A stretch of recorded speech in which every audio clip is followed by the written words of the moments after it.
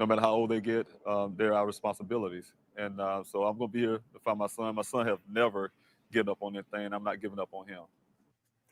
It's been nearly 7 months since the disappearance of Daniel Robinson, the man mysteriously vanishing in the desert in Buckeye, and his case has garnered national attention. Tomorrow is his 25th, a tough day for his family and friends. But as Team 12's Josh Sanders reports, they're still determined to try to find him. Sometimes your body want to say, I can't do it no more. But my mind say, I got to keep going. You can imagine going on 7 months of searching for my son. Every day is harder. June 23rd, 2021, David Robinson's son Daniel drove away from his work site in the Buckeye Desert. His Jeep Renegade found a month later, rolled over in a ravine. Airbags deployed. After the airbags came out, somebody turned that ignition over at least 46 more times. His clothing found inside out, boots and socks, wallet and laptop.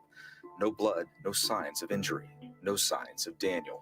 The department has followed up on all the leads that we know of. We have followed up on all the evidence that we have. My drive comes from my son, my love for my son. In the months following Daniel's disappearance, David has worked with a private investigator in organized weekend search efforts, volunteers canvassing the barren desert, even finding human remains not belonging to his son. Daniel missing family holidays. And now, since he was a little kid, we wish him a happy birthday.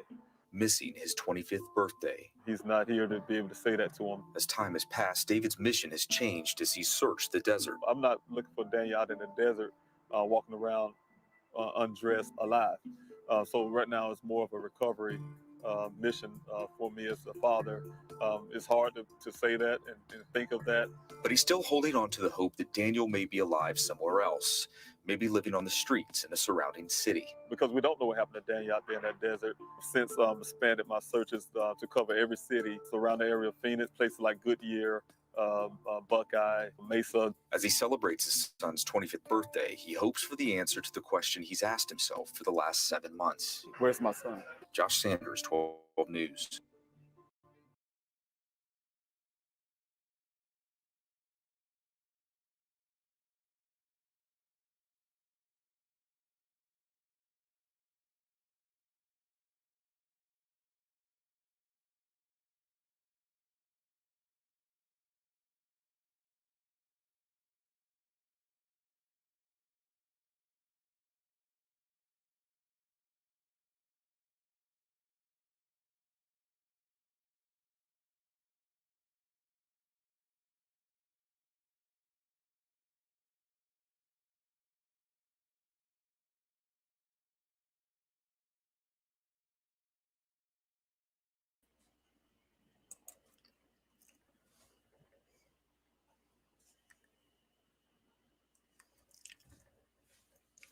Today is Daniel Robinson's 25th birthday, January 14th, and now 2022.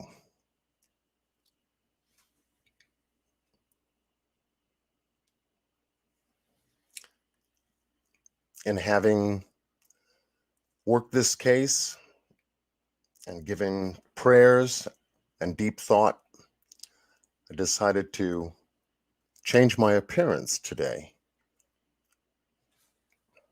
As you can see. This was a request from David Robinson to the content creators that have been following the case, working the case, was to wear Daniel's face today in commemoration of his birthday.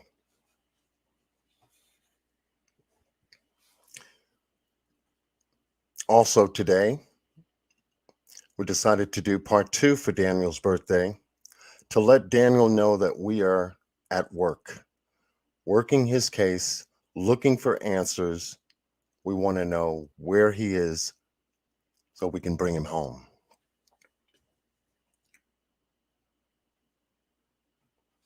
Thank you all for joining us. In today's special live, we're going to be covering some important details that have arose from our last live in part 1. Part 1, we've covered a lot of information pertaining to the story as to how this unfolded on June 23rd of 2021 out in the Buckeye, Arizona desert, where Daniel worked as a field geologist for a company, New Matrix World. After graduating 3 years ago from Charleston University out of Columbia, South Carolina, Daniel moved to Arizona, Phoenix, and got an apartment in Tempe, Arizona, where he began his life. Being a field geologist is a very demanding and very critical, meticulous job.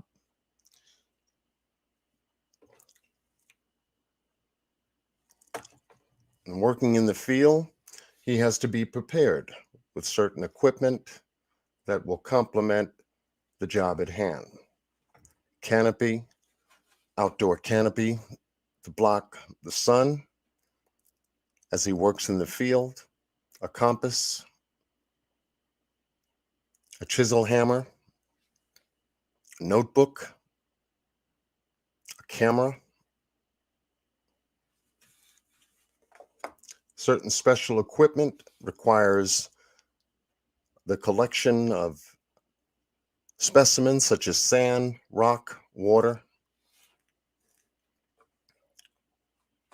supply pouches, water for his vehicle, and other items that Daniel has to carry as equipment on his day-to-day work schedule, working out in the field. So today, we're going to be taking a look at some of the things that we've already shared with you pertaining to the case, and then we're going to be adding to those parts that we've shared. Tomorrow is going to be a very important day, which is January 15th. David Robinson is out in Arizona now preparing for a massive major event. One is going to cover a city search, and the other is going to cover a desert search, the same desert that we covered here on my channel and on Miss Q Carlock's channel in reference to this case. So for all of you who are joining us, happy birthday to Daniel Robinson, who just turned 25 today. If you can throw some hearts up in the chat, put some prayer hands in the chat. We're working on his behalf to help his family bring Daniel home. The dedication that Miss Q and I and David and the Grizzlies on Grizzlies True Crime, as well as content creators Miss V and other content creators I will be sharing with you during the course of this live, we're working hard to bring Daniel home, to be of assistance.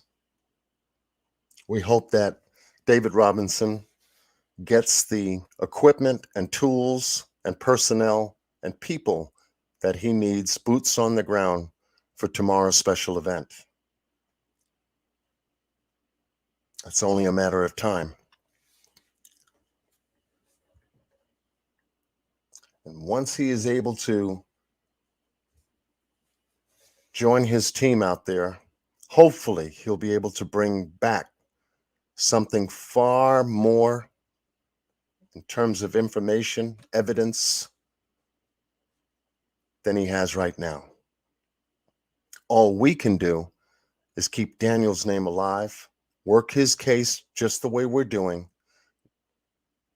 and collect out of this the best information that we can provide him, so it gives him a game plan, a roadmap, an action step to take to find Daniel.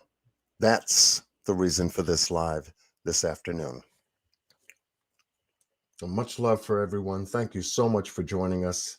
And thank you for the hearts and prayers for Daniel Robinson.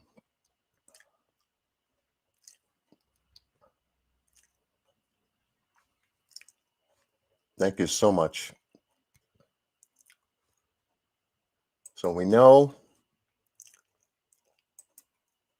that Daniel Robinson was out there in the Arizona desert working on June 23rd of 2021. His workday began well before 7 a.m. that morning. He visited a Shell gas station where he paid $3.83 to put gas in his car, his Jeep Renegade Jeep vehicle, 2017 Jeep Renegade. And in doing so, he was not too far from the first well site, job site that he was going to. He visited that site for a short period of time and re-entered his vehicle and then took his vehicle, connected with I-10 going west toward the Buckeye, Arizona desert to the second job site. I'm going to be looking at a new piece of information I'm going to share with you pertaining to most recent news report based upon some information from the Buckeye Police Department. So with that, let me see if I can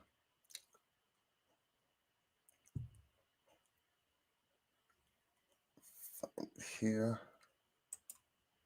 and share it with you here.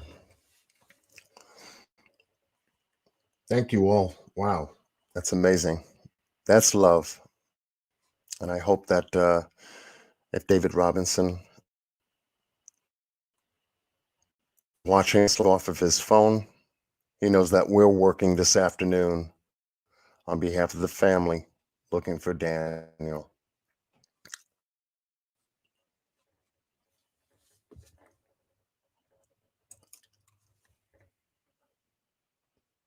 Yes, happy birthday, Daniel. Working to find you, working to bring you home.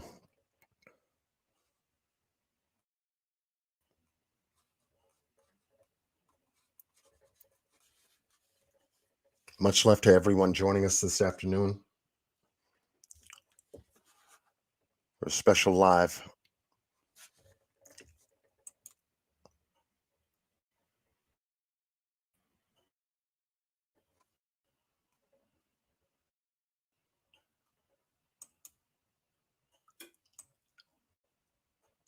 A couple of things together.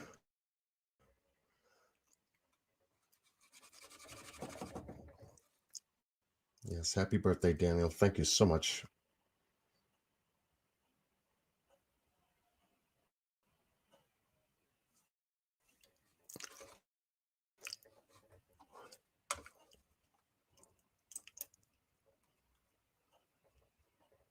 I'm just working on a couple of things at the moment, trying to get things to work. You know how StreamYard can be. A little feisty buffering. I want to try to get the next segment up and running so that this way we can proceed with unfolding some information that I found interesting, to say the least. I wanted to share that with you this afternoon. We've been working behind the scenes. I've got a great team of folks, content creators, who've been digging at this with me relentlessly.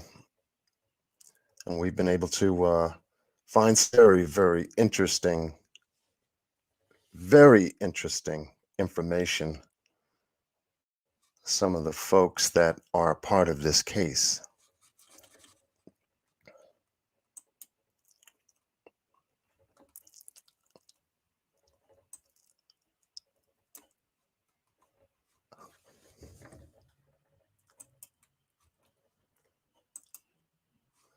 Okay, I think I'm ready now. Just trying to get everything hooked up. So with that said, let's see if this will work now.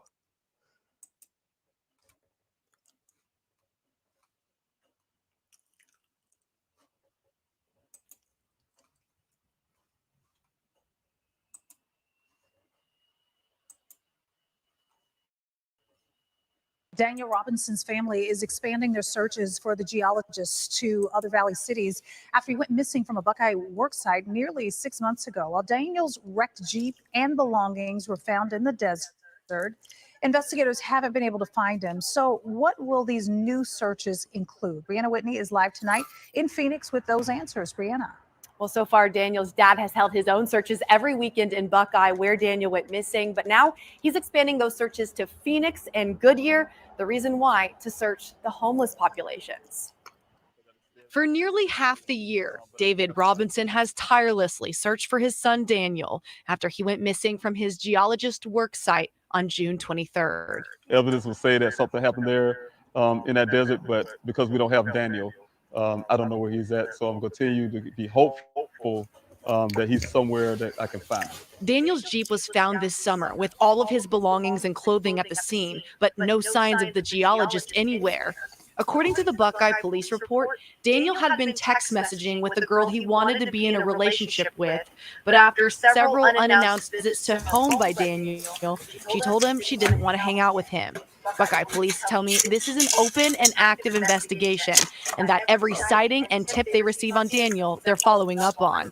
But David Robinson is still taking matters into his own hands, now expanding his searches to Phoenix and Goodyear. Those areas are areas that I want to search because of the homeless population there, and to make sure my son is not part of it. He also says Daniel used to live in Phoenix, and because of Goodyear's proximity to Buckeye, he wants to search there. For months, David has been fighting for the FBI to be involved. Buckeye PD tells me the FBI said they will not open an adjoining case, but have offered assistance to their department with the case moving forward if needed. To hear that they're not coming in is very it's shocking to me and my family. David says he's committed to finding his son, no matter how long it takes. 6 months has been horrible. It's been long. I'm tired, but I'm going to keep on fighting. It has been a long search for Daniel. I reached out to both the Phoenix Police Department and the Goodyear Police Department. Phoenix PD told me they actually found out about these new Phoenix searches on social media, and both departments tell me they have not been contacted by the Buckeye Police Department to help with these searches, and they would both need that directive first. Reporting live in Phoenix tonight, Brianna Whitney for Arizona's Family. Thank you.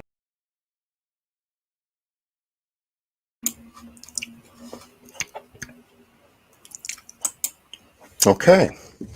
If you just heard what the reporter said,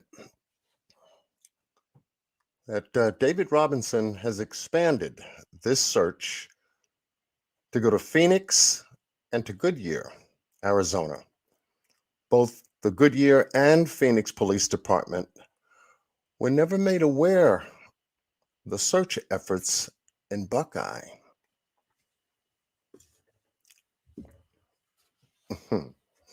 Interesting. Hopefully they are made aware of it now, because we definitely made some inroads and sent some emails to the Maricopa Sheriff's Department. We sent emails to the Arizona Public Safety Department, which is the state police. They may have gotten in contact with them, as well as the Attorney General of Arizona. We've also extended that email list to include the FBI so that they are made aware of the major search effort that's getting ready to happen for tomorrow. And so the news is starting to circulate a little bit better, and people are starting to become informed a little bit better now. Daniel's name is starting to get out there far better now than it was before David started searching for him.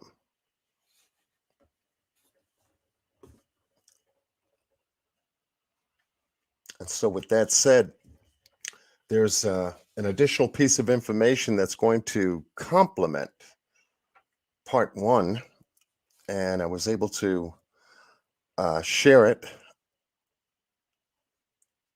I was able to get it to share it and hopefully the content creator will not mind. I think it's a brilliant piece, and it takes us directly to the location that Daniel was working at the time he went missing. So this video that was created by Hidden Arizona is an excellent piece that was created by an independent content creator who went boots on the ground to the location, to the area where Daniel was working. And I took some excellent footage that I want to share with you this afternoon. It'll give us a little bit more information now from a level playing field, taking a look at it as if we were with Daniel in that desert, working side by side with him. I wanted to give you that experience this afternoon.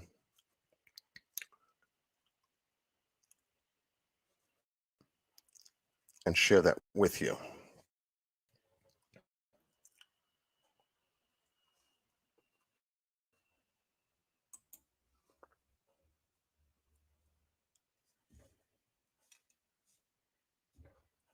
And if you're interested in going back after this live, taking a look at additional information this content creator is involved with, most certainly his information description box down below this video, near the comments, for you to take a look at anything else the content creator has of interest. But I must say, they did a magnificent job out there on the ground, following Daniel's step, taking us through, walking us through that day that Daniel out there at job site.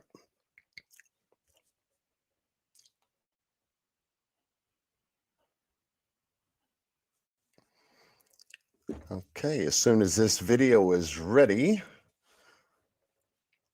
as I'm trying to cut down on the tab usage on my computer,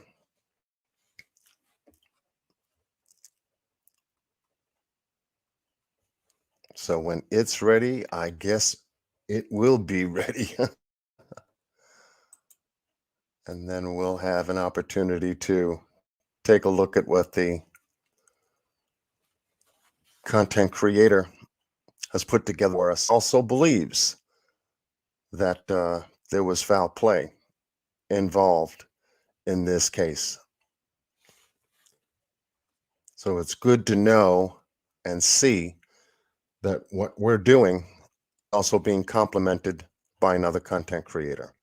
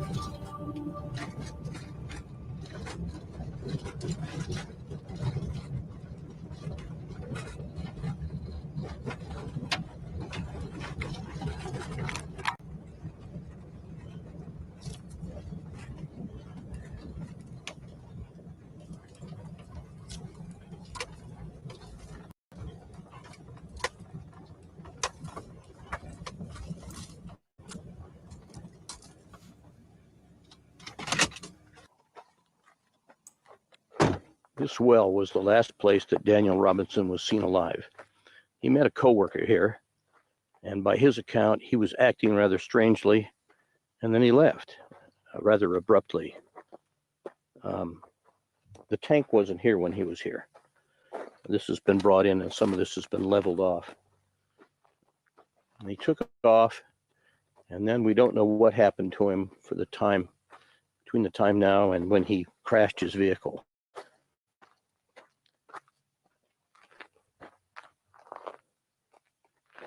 Daniel was working for a company that was researching water, which I presume was the same company that has done this work or researching for this company. That was on June, I believe it was the 23rd of June. He disappeared. Nobody saw him since.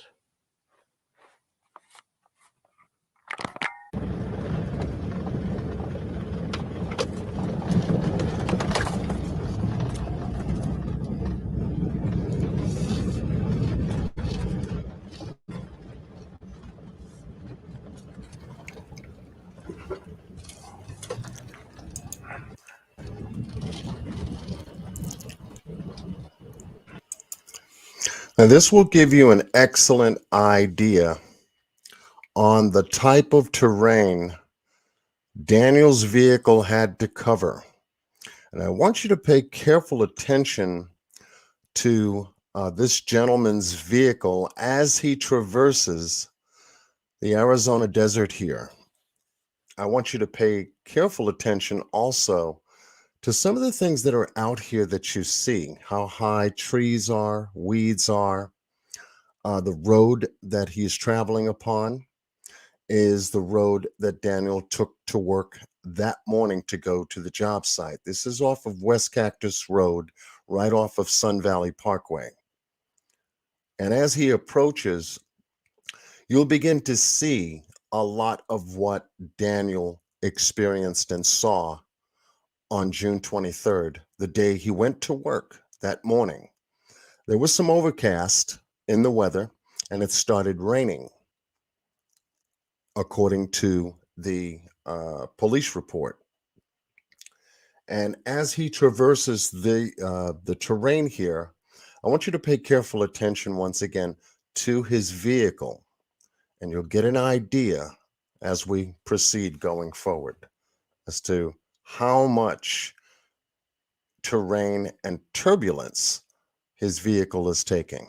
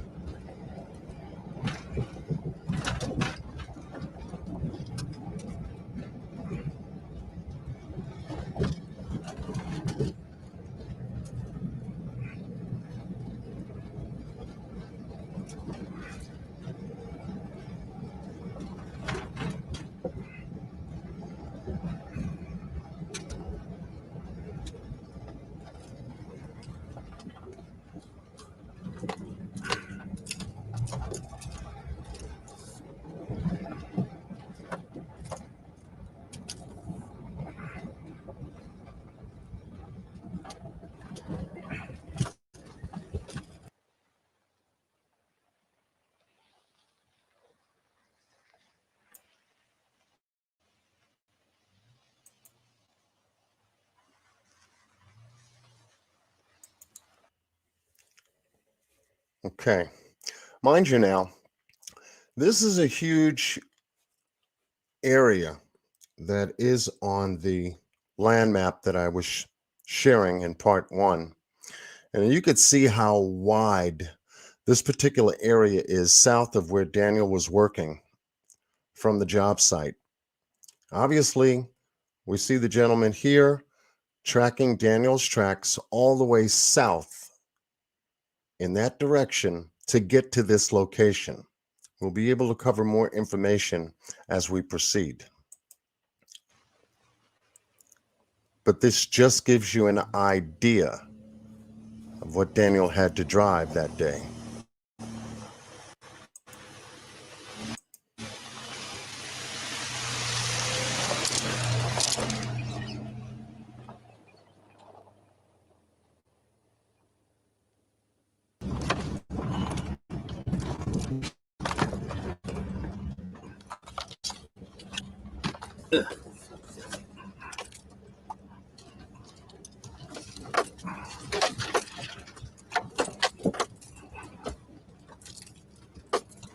From my Google map that I printed out, this was much less a road 5 years ago when Google covered this than it is today. So I don't know what it was like when he came through here, but it certainly is a much better worn than it was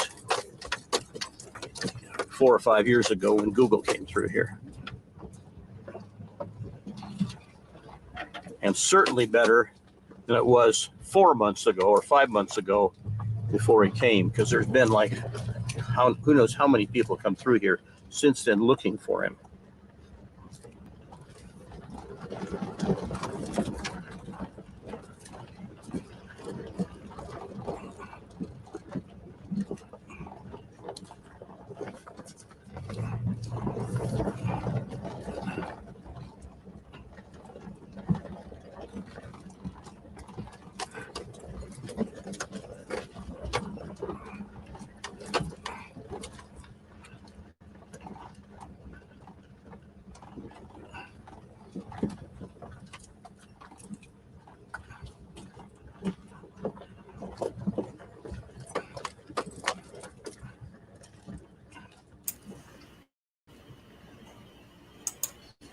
Turn around and get a shot of it coming in the other direction.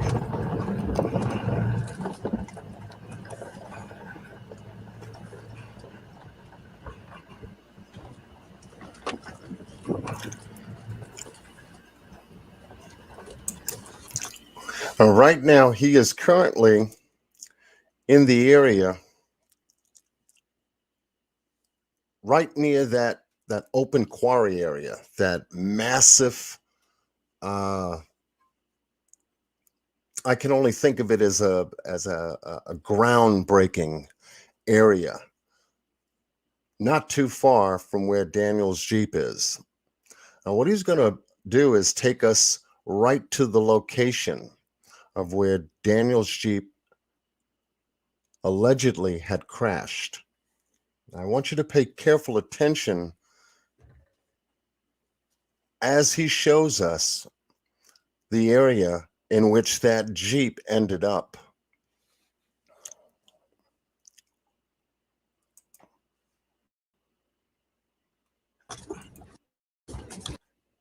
You got to remember that Daniel only had one hand. He was born without his, I believe it's the right hand. So he was at a deficit as far as controlling his vehicle. Okay, so we come back. I believe he came from this direction we're traveling now, which is east. And he came around, I assume, this curve, and he came and he went off here like so, and he went off the side here. You can see where it's either his tracks or the people that pulled the Jeep out of here pulled his Jeep out. And we know this is the spot because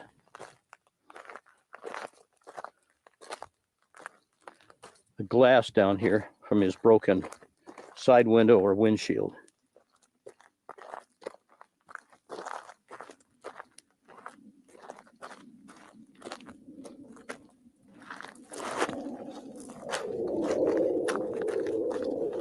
Or both.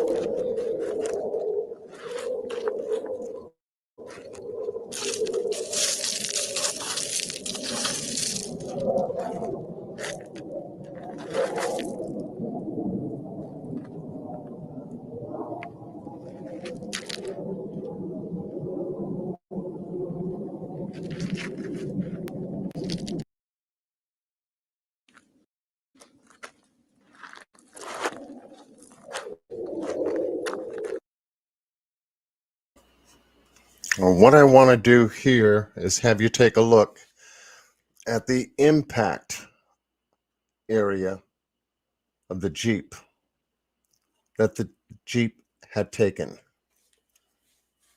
This is a massive impact area here.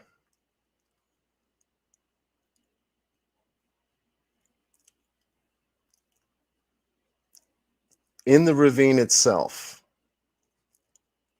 coming from this way, hitting the ravine from this direction and at a very sharp angle, you would basically have a sudden stop and impact on that stop. Keep that in mind. You're going down a ravine. It's about 35 degrees in an angle. And there is no way that Daniel's Jeep's front wheels would have been able to clear such a sharp pitch deep down in this ravine, because you can see the actual impact area where the wheels hit. Right up in here. So with that kind of a pitch, that vehicle is going to come to a sudden stop. And here we've got traces of windshield glass on the ground in and around that impact area. I believe that the glass came from the rear window that was shattered out of the vehicle at the time of impact.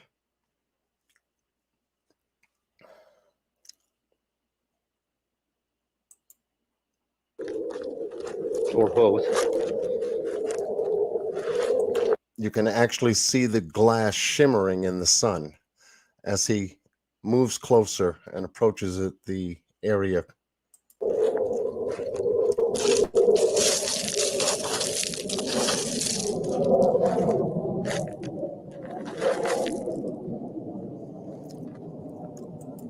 And here you see the actual track path and how high that ravine is now.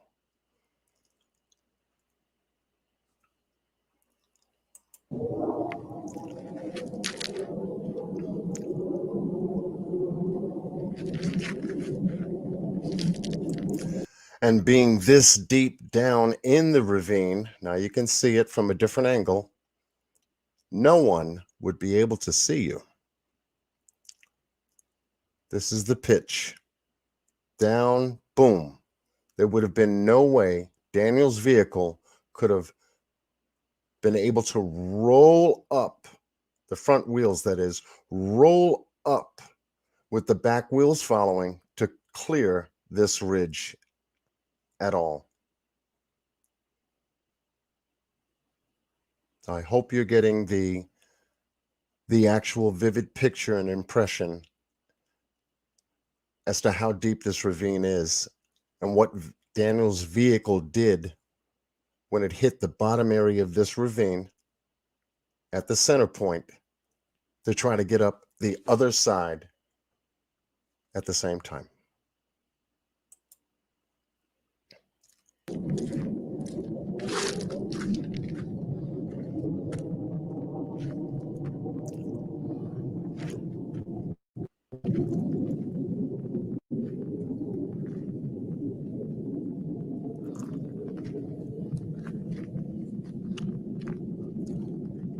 landed on its side. Once it was here, on its side, there was no hope of getting out.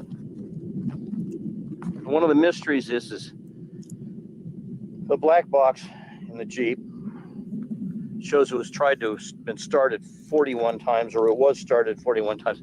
We don't know. Once the airbags were deployed, it was started to have been started 41 times or 47 times, something like that. And which there's some logic problems with that. We don't know what the story is on that.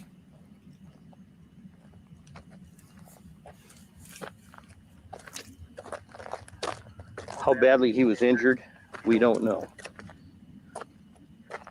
What kind of state of mind he was in, we don't know.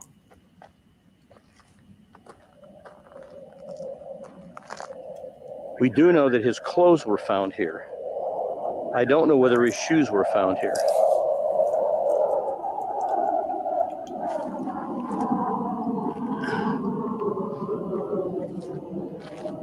Why? I don't know that either.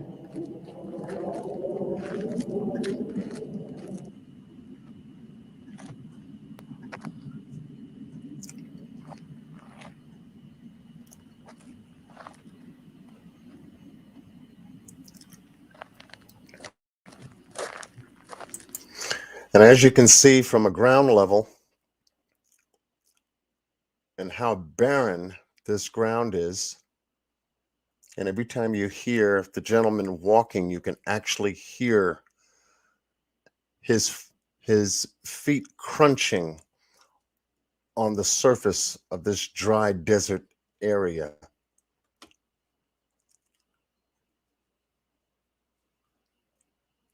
Another ridge in the distance with another ravine, almost like miniature hollers.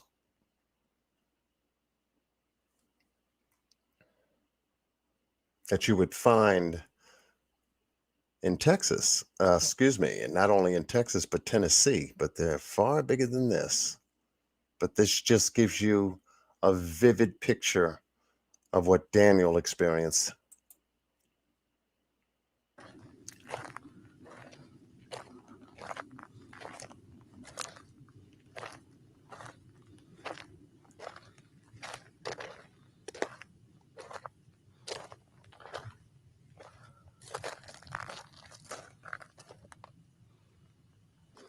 Well, I've been wandering around out here for about 20 minutes since I last had this video camera running. And I'm thinking to myself, now, they say last guy that saw this guy alive was one of his coworkers, and they said he was acting very strangely. Now, so you wonder, was he using some kind of drug, or we don't know. Maybe he just was acting strangely, like some of us do sometimes. We don't know. And then we wonder, was he injured when he crashed? We don't know. And if he was irrational for some reason or injured, did he take off in a straight line? He knew the area somewhat. There's a big power station, a substation, just a couple miles away. But could he have made it in June? Was he barefoot? We don't know. Or I don't know. He couldn't have made it far in June. It's hotter than hell out here. Even walking with shoes, without shoes, would have been impossible for very long. So a lot of unanswered questions. And if he was injured, was he irrational? So it leaves a lot of unanswered questions. So you really don't know where to look. You just look.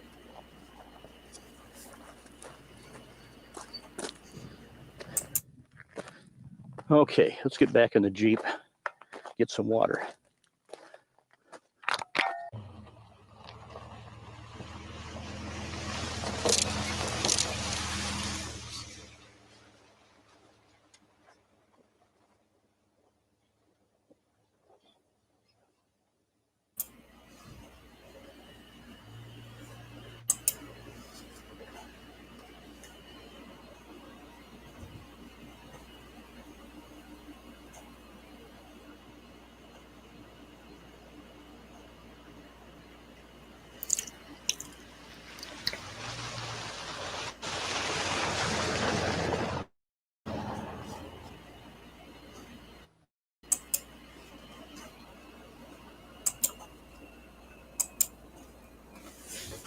Okay. That gives you a very good idea as to exactly the area that Daniel was in. And what we're going to basically do now is pick up a little bit where we left off and begin digging back at this area.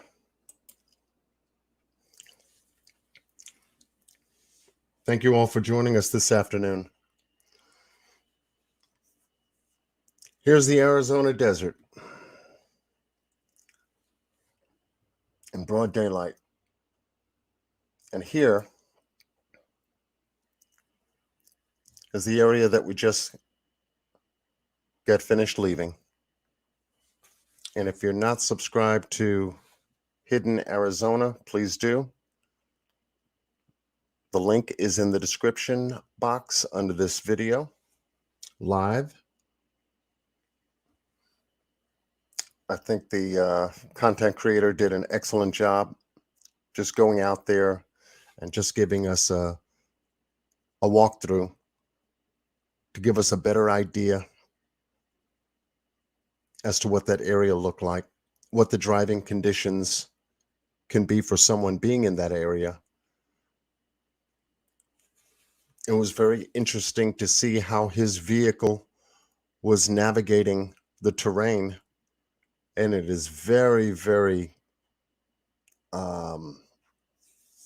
uneven roads, as you can see. But here, Daniel's Jeep Renegade sits directly deep in that ravine.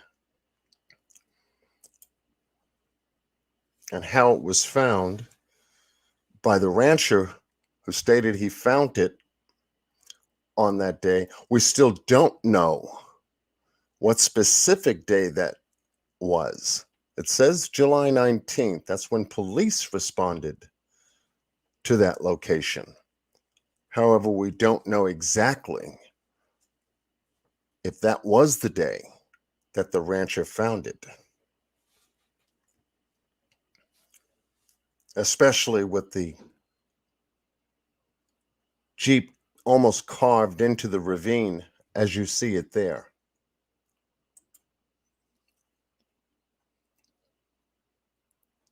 And how much of an impact this Jeep had taken landing in this ravine.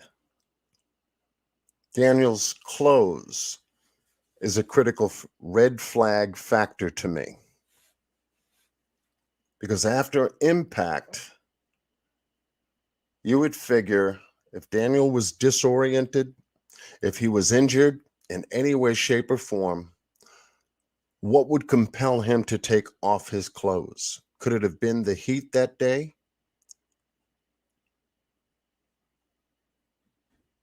It was about 90 degrees at best early in the morning. And as the sun rises, 12, 1 o'clock, 2 o'clock, 3 o'clock, when it hits its peak, it could get well over 100 degrees out here. But having Daniel's clothes here and his boots out here in the open, laid out, is a big red flag. And I'm surprised that the Buckeye Police Department didn't think so either.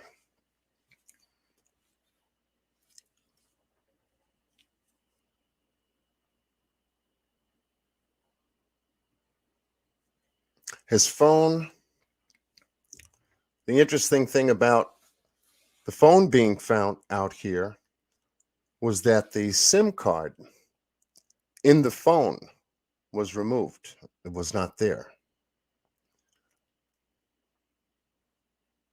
And from what I understand is that if a SIM card is removed from an Android phone, you cannot make any calls, you cannot text. In fact, you lose the service provider's contact, the use of the phone, not unless you have independent Wi-Fi. But obviously, In the desert that we have out here, there's no Wi-Fi around. So at this point, knowing that information, Daniel couldn't even make a call or text message if he tried to.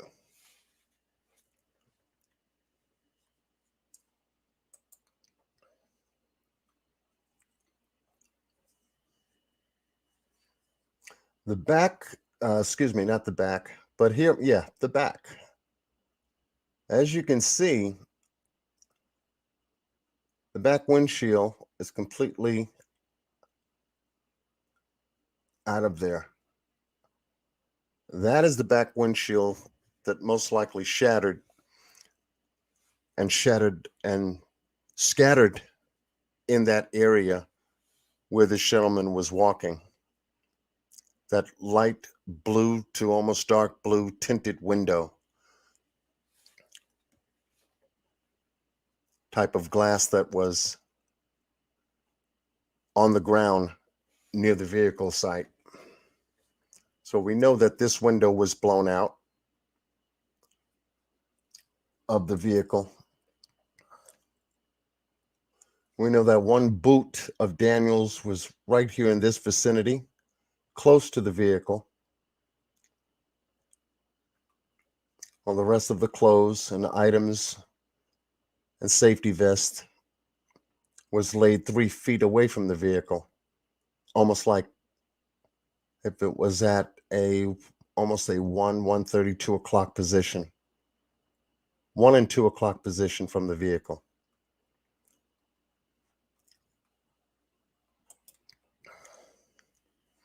An aerial view. Parts of the drone footage that was taken shows the vehicle as it lays there in the ravine. So here, pointing in this direction, is how we see the vehicle here. So it tells us that this is the direction that the vehicle was coming from.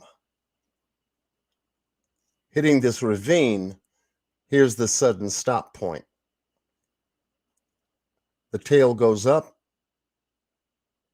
drops down, bounces, and then leans over and tilts to the side.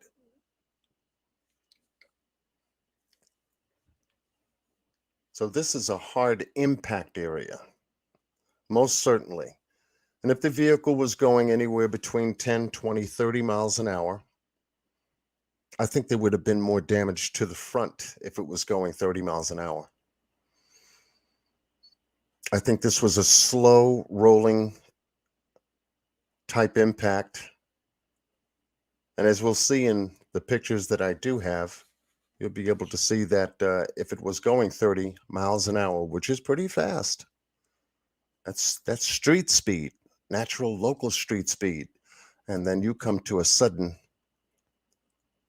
impact stop. That's going to tear the front, almost mash everything into the vehicle, and almost mushroom the front end of the vehicle, grill and all, headlamps and all, at 30 miles an hour.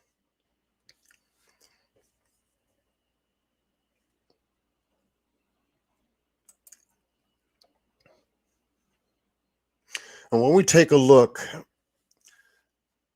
at just this scene, we have to think, okay, here you are stepping into a scene like this, your loved one. That is your loved one's vehicle. What goes through your mind? Where are they? Are they hurt? The first thing you believe and think about is them being injured. But in what way and how much?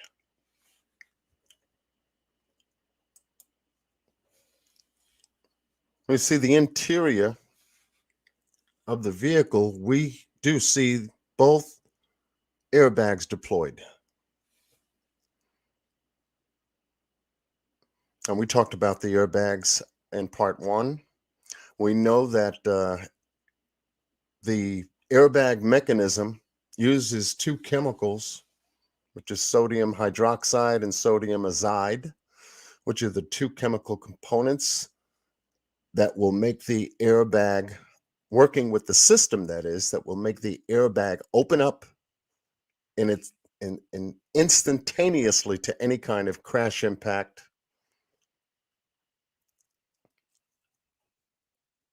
And put the vehicle into safety mode, the driver and the passenger.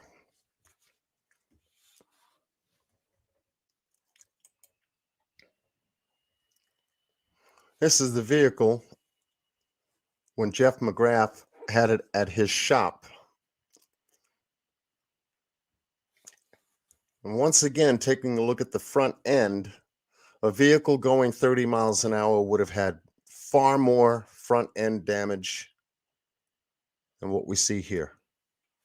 So this is what leads me to believe it was a less of a speed roll, a slow roll. It could have been in an idle motion where the car is idling. It's an idle speed, if you will. And that vehicle could have just rolled down with a little speed increase, hit that ravine hard enough to raise the back end of it up to bounce and then lean over to the side on its right side. Most likely, probably the heaviest equipment that Daniel had in his vehicle perhaps may have been on the right side of the vehicle. And once the vehicle made the impact, had the impact, then obviously gravity takes over. The laws of gravity take over. This is the area here where we just saw the gentleman drive his vehicle all the way here. And this is an aerial view taken by a drone that went over this particular area. We saw him in that sinkhole, I would like to call it, or dust bowl back there. That huge dust bowl. And in the same photo, we have here an aerial view showing us the direction that the alleged direction that Daniel's car had taken and ended up in the ravine outside of the Dust Bowl area.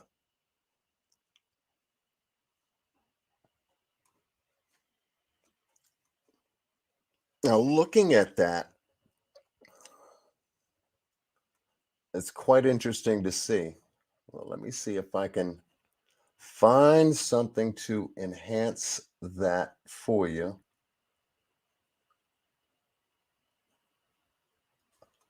Let me get my photos together here just for a second.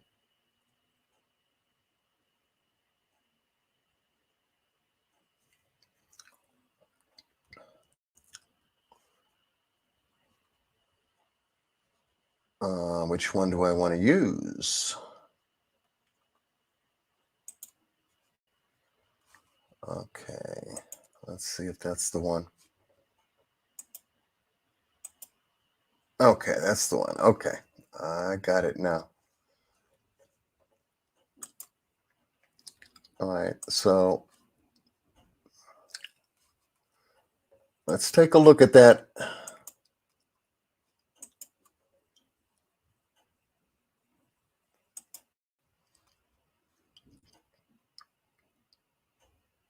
Okay. I'm just getting it set, folks.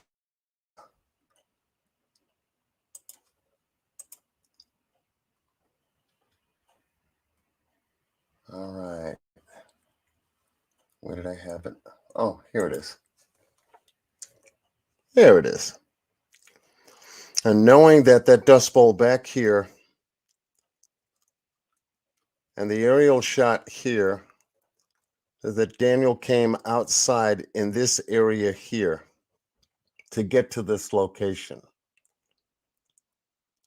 And you could see the rolling hills, I'd like to call them, and how deep they are. And where Daniel came off that road and just boom. Oh, excuse me. I'm looking at track lines here. But they're saying that he came from this direction to get into the ravine here.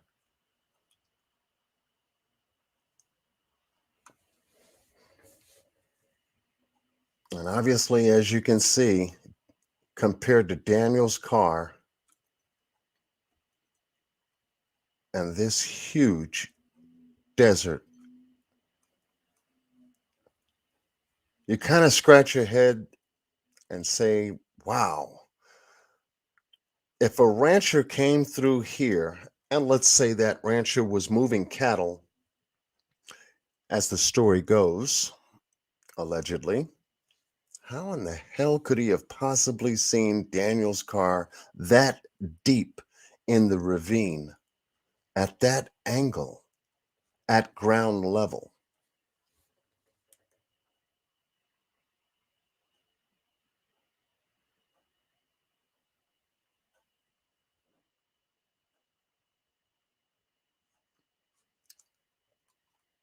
That's the interesting point.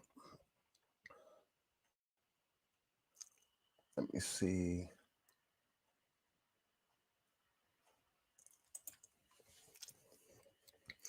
This is another aerial view. Once again,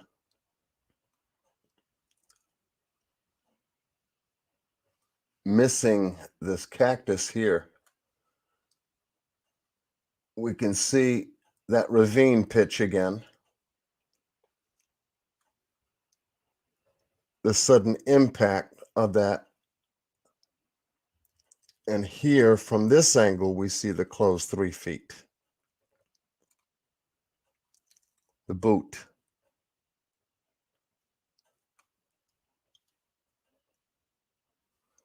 Parts of the vehicle here.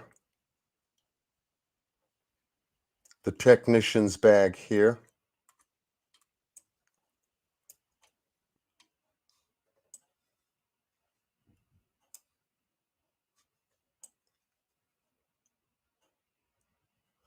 But I want an answer to this question here. They drew a squared rectangle box here, specific to this location. And I'm sure you can see that just as well as I can. So we have the vehicle's direction coming from here, and as we can see, there's a car trace marks here, but also car trace or track marks here. Up and down. Also from the right. I'm also gathering that there are also track marks to the left. I didn't see anything in the police report in terms of the specific coordinates of this particular spot as it is to this particular spot, giving us the direction that Daniel's vehicle had taken here. Impact, wheels up in the air, bounces the vehicle, and then the vehicle turns over. As you could see, Daniel's equipment is almost hanging out of the window here. Driver's side airbag has been deployed. Wheels turned to the left, almost like if he was either trying to avoid the hit or it could have been turning into the hit. It's hard to say. Wheels up.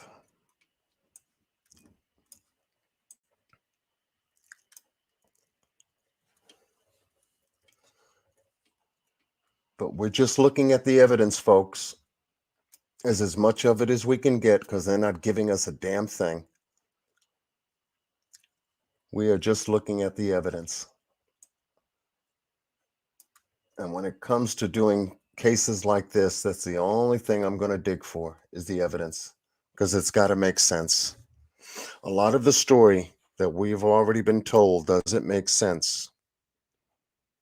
Daniel's clothes, Daniel's phone, Daniel's car keys, his equipment, all left here at this location. So where's Daniel? Are we talking about a naked man in the desert? Or did Daniel have maybe some shorts, a lighter t-shirt? We don't know. That's why I would like to know from the company that he works with, what is the standard equipment that all field geologists should have in case of an emergency?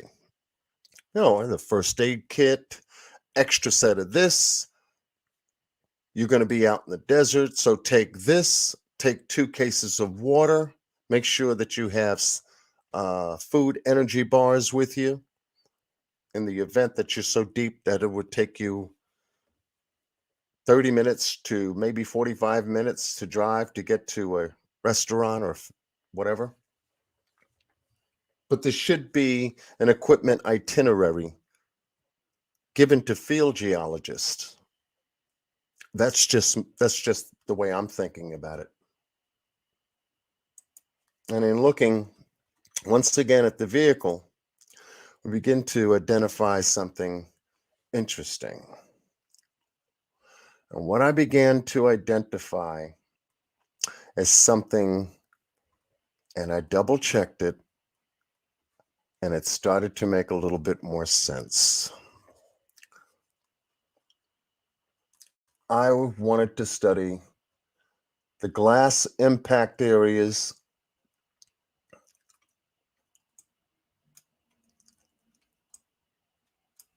on how on earth does glass get impacted like that. Almost inward from outside.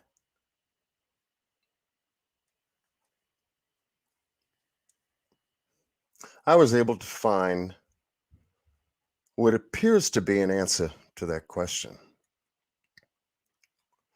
We see that the driver's side window is completely blown out. We see that the driver's rear view mirror, side mirror, is dented or collapsed inward against where the glass would be.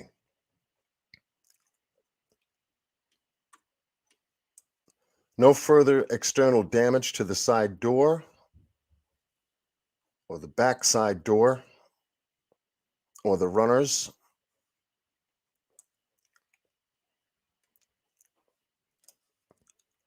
And we do have some damage done to the front lower end of the bumper rail here.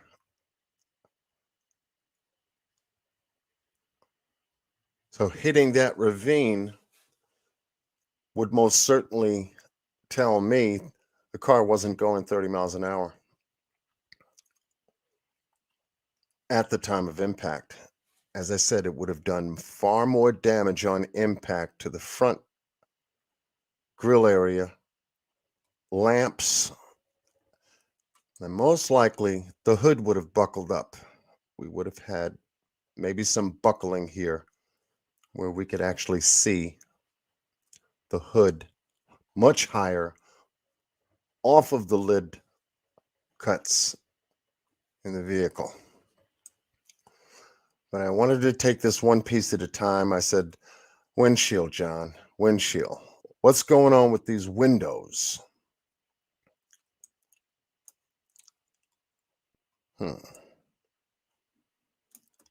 So I went and took a look at some things.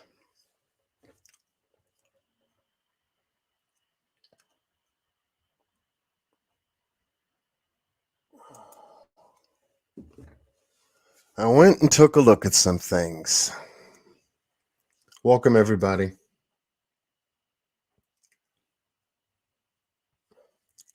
I went and took a look at some things. I was able to begin telling me some things. Come on, let's go. Okay. So I wanted to know if it was possible for airbag deployment to shatter windshields. That's what I wanted to know. Is it possible? So when I Googled it, lo and behold, when an airbag deploys, particularly a passenger side airbag, it strikes the windshield in many models. If a windshield is cracked, it may be strong enough to withstand the sudden impact of the airbag from the inside of the vehicle. I said, okay. I think I went down further here. There was another one I found.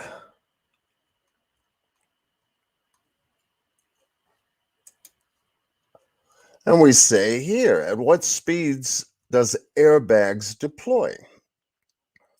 That's what I was looking for. Frontal airbags are generally designed to deploy in moderate to severe frontal or near frontal crashes, which are defined as crashes that are equivalent to hitting a solid fixed barrier at 8 to 14 miles per hour or higher. This would be equivalent to striking a parked car of a similar size at about 16 to 28 miles an hour or higher.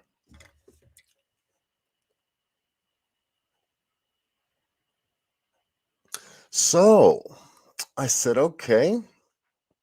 So an airbag can deploy as little as 8 miles an hour.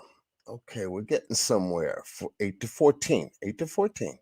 I said, we're getting somewhere. Let's go to the low end because I wanted to find out a couple of other things in reference to the windshield. I wanted to find out, can you accidentally set this sucker off? Airbags may accidentally deploy.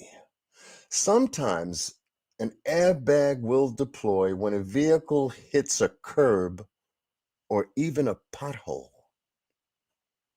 This accidental or inadvertent deployment can not only directly cause injury to the occupant, it can also cause the driver to lose control of the vehicle and have a serious collision. And also, airbags may deploy late.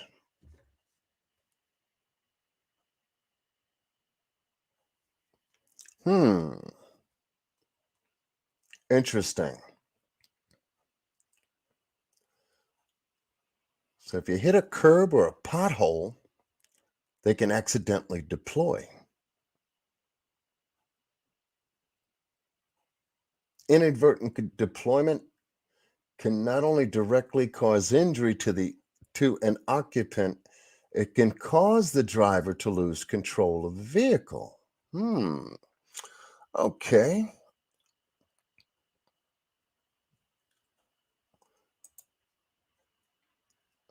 Can you tell how fast the car was going by the damage? The severity of the damage can tell investigators important information. A minor dent may indicate that the driver was traveling what? At a low speed, and that the driver had nearly enough time to finish braking. Severe damage can tell investigators how fast a vehicle may have been traveling and how hard the car was hit. All right, so we're getting some science down on this. So far, we're on the right track.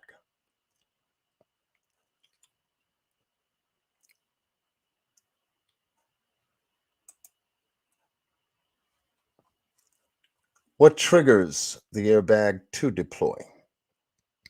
Typically, a front airbag will deploy for unbelted occupants when the crash is the equivalent of an impact into a rigid wall at 10 to 12 miles an hour. So we're still in the 8 to 14. Now we're at a 10 to 12. All right. Most airbags will deploy at a higher threshold, about 16 miles an hour. For belted occupants, because the belts alone are likely to provide adequate protection up to the moderate speeds. Okay. Okay, Daniel's seatbelt was unbuckled. We would think that he would be wearing his seatbelt while driving.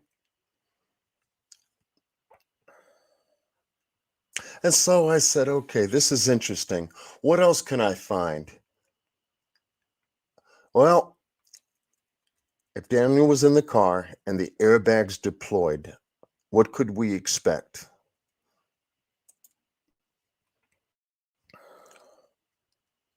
Let's keep digging, folks. That's what we do here. Let's keep digging. So let's take a look at some images of airbag deployment. Hello, everyone. Francis Dean, I see you snuck up in here. LC Justice, I see you snuck up in here. And here we have the typical airbag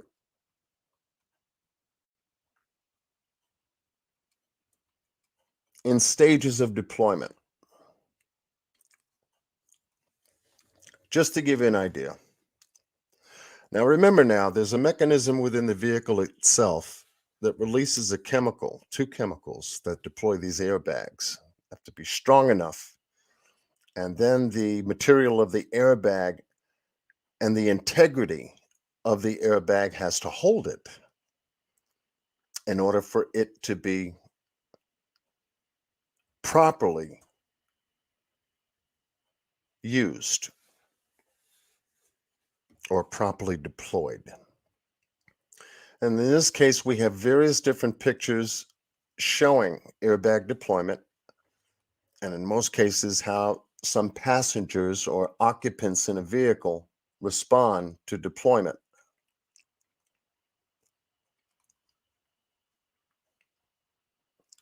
How big they are, how small they are, depending on the make, model, and year of the car, and what type of injuries these airbags can actually cause.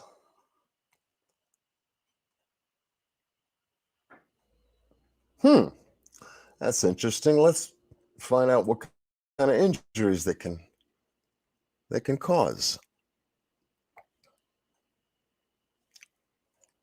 5 common airbag injuries.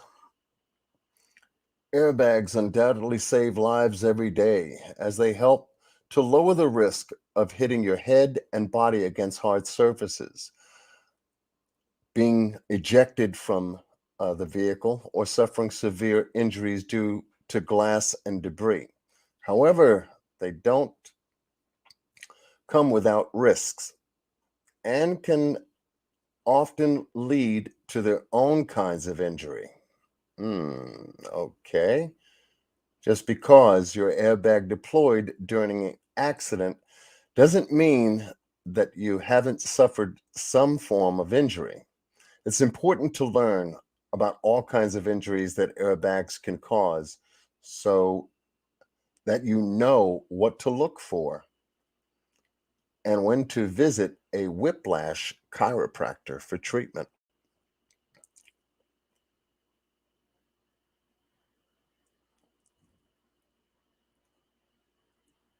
Airbags are made from a light fabric and deploy from the steering wheel or a panel on the passenger side of the dashboard.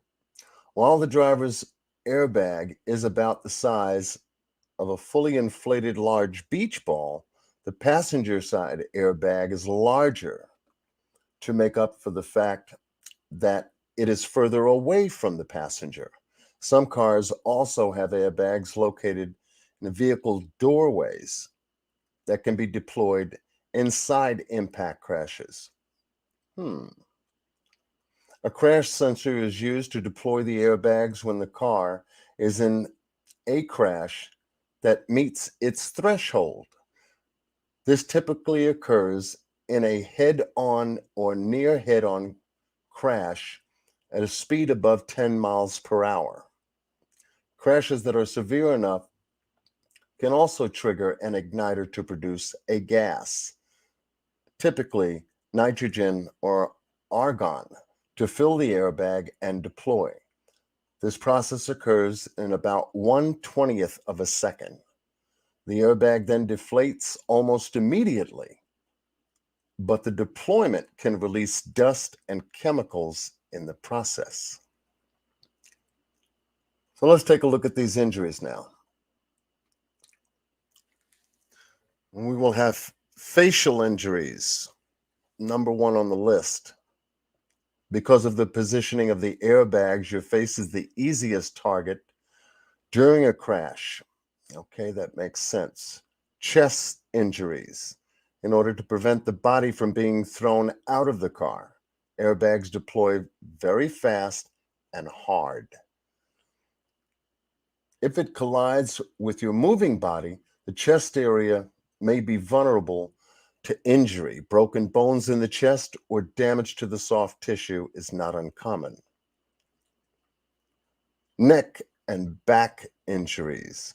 Your spine and cervical spine are also vulnerable to the impact of an airbag. While your body is prevented from being thrusted forward like it might otherwise, damage to the soft tissue can still cause you to suffer from whiplash or other similar car accident injuries as the soft tissue is damaged. Just because you did not notice the traditional jolting movement does not mean you do not need to see a whiplash chiropractor. Airbags can cause burns. The speed of an airbag deployment can cause surface abrasions or burns. The face and arms are most likely to suffer from this. Think about the fabric coming in contact with your skin and suffering from something like a rug burn. But as a result of this, though. And then we have internal injuries. So the things that are out there that are there to save us can also hurt us.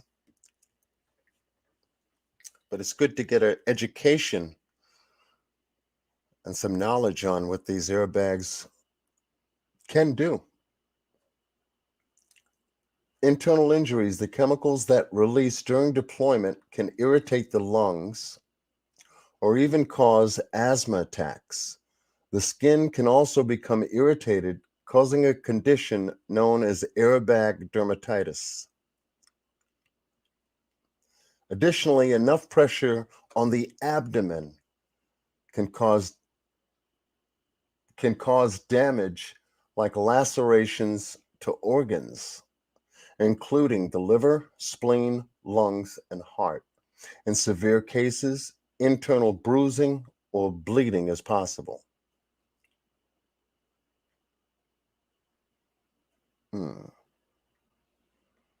Interesting. So if Daniel was in that car and the airbags deployed, these are just some of the possibilities based on airbag deployment that he may have suffered, could have suffered.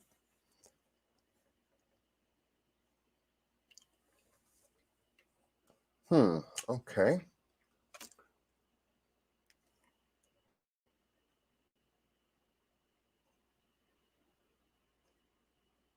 Yeah, that's a good question. Did he wear sunglasses? I'm sure perhaps Daniel may have been wearing sunglasses out in the sun.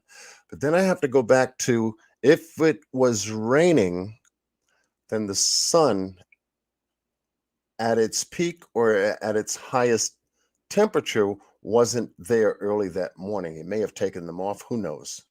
Who knows? I'm not going to speculate on that. But good point. Good point. What else did I want to share with you?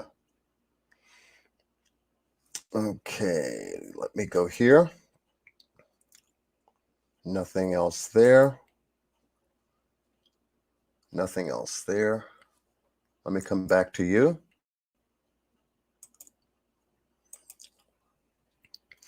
All right. And so with that being said, I said, I wonder what, let me see if I can find it first, and then I can get to my next point.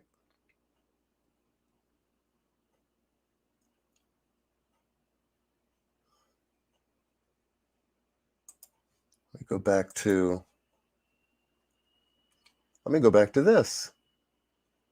Oh, airbags, shattering windshields. That's what I wanted to basically begin taking a look at. I wonder what that looks like. Airbags shattering windshields.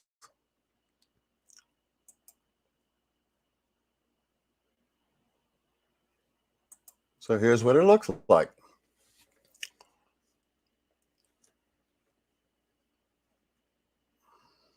Interesting.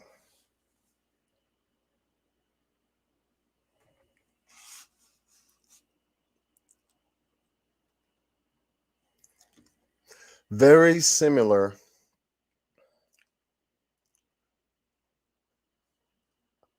driver's side, passenger side.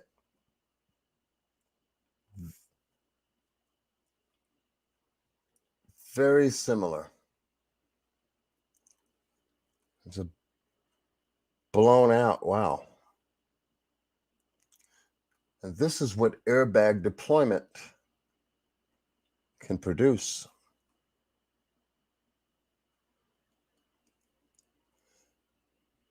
Side window explosion.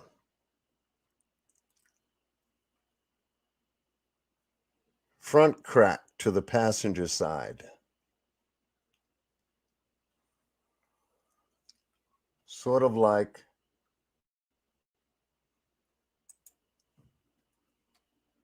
this.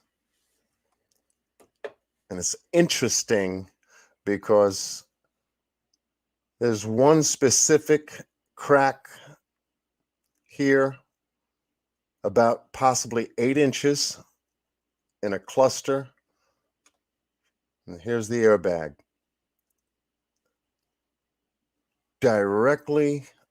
It directly lines up with the driver's side headrest. Also on the other side, let me see if I can get a better shot.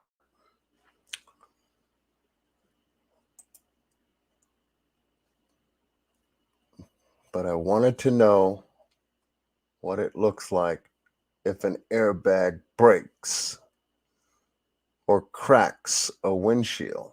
So we're starting to find some answers as to the reason why Daniel's front windshield is broken and cracked the way it is. Airbag deployment. And that starts to make sense. Now, when did airbag deployment take place? Okay. I know. Yes, John, give us the answer. Don't start. We're just digging at this. Don't start. Let me come out of this real quick. Let me find what I'm looking for. Much love to everyone coming in the chat. We're working here this afternoon for Daniel Robinson, who just turned 25 today. I was in You Knew, content creator on YouTube, sensational channel.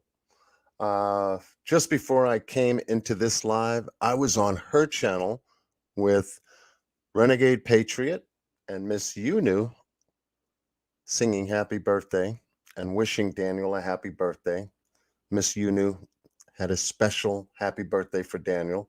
And it only took, wow, it was probably the shortest live she did because she knew I was going live and she wanted to jump in there, do her live first, and then come over here to mine. So yeah, we was wishing Daniel a happy birthday and Miss Yunu's live. All right, let me see what I'm looking for. All right, we're getting some answers, folks. That's the key. That's the key.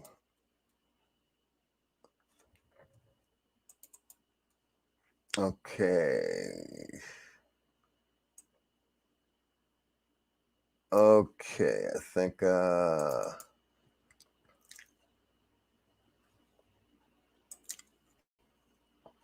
gotta knock some of this out here. Oh, I got too many windows open. I'm just closing some windows right now.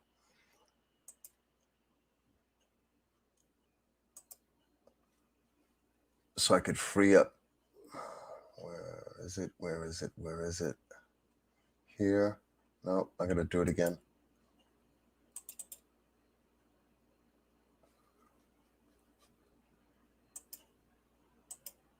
Okay. Now I can come back to you and we can proceed. Thank you for being patient. You know, when I show the content, I have everything lined up, but I got so many windows. I got to stop doing that. I got so many windows to start to dig through in order to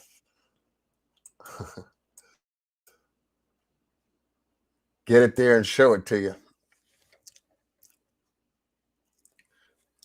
But we're working through it because we're looking for answers for Daniel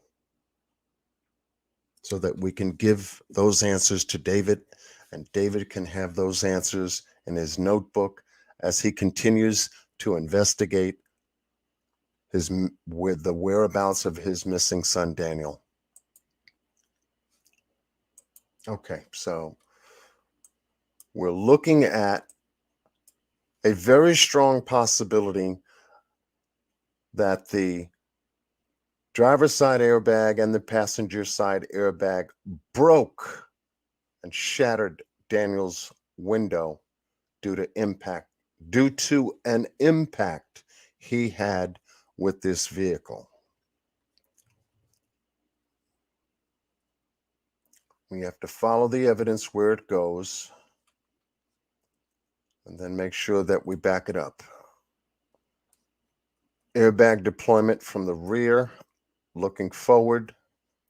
We've got, there it is. There it is.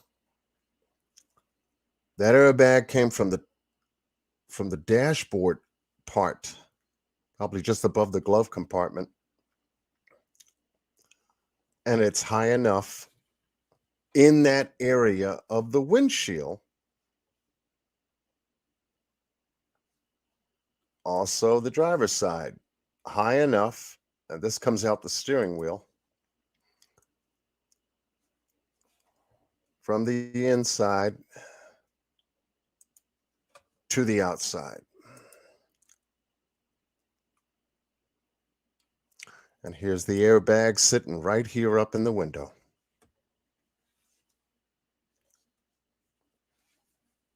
And the airbag to the driver's side, adjacent to the crack in the window. These are the only two major cracks in Daniel's window. Nothing in the middle at all. And if something from outside his vehicle had hit this windshield to crack it like this, it would have broken the windshield into the car. It would only make sense because the windshield wouldn't be there.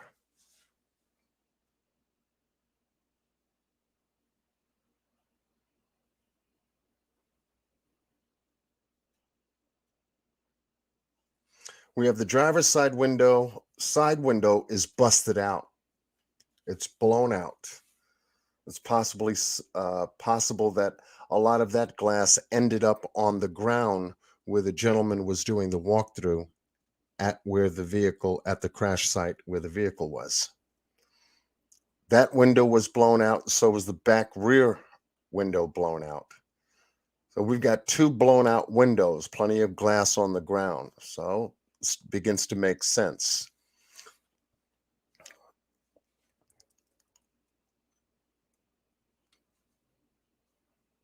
So now we do have a possible cause as to what shattered Daniel's windshield now.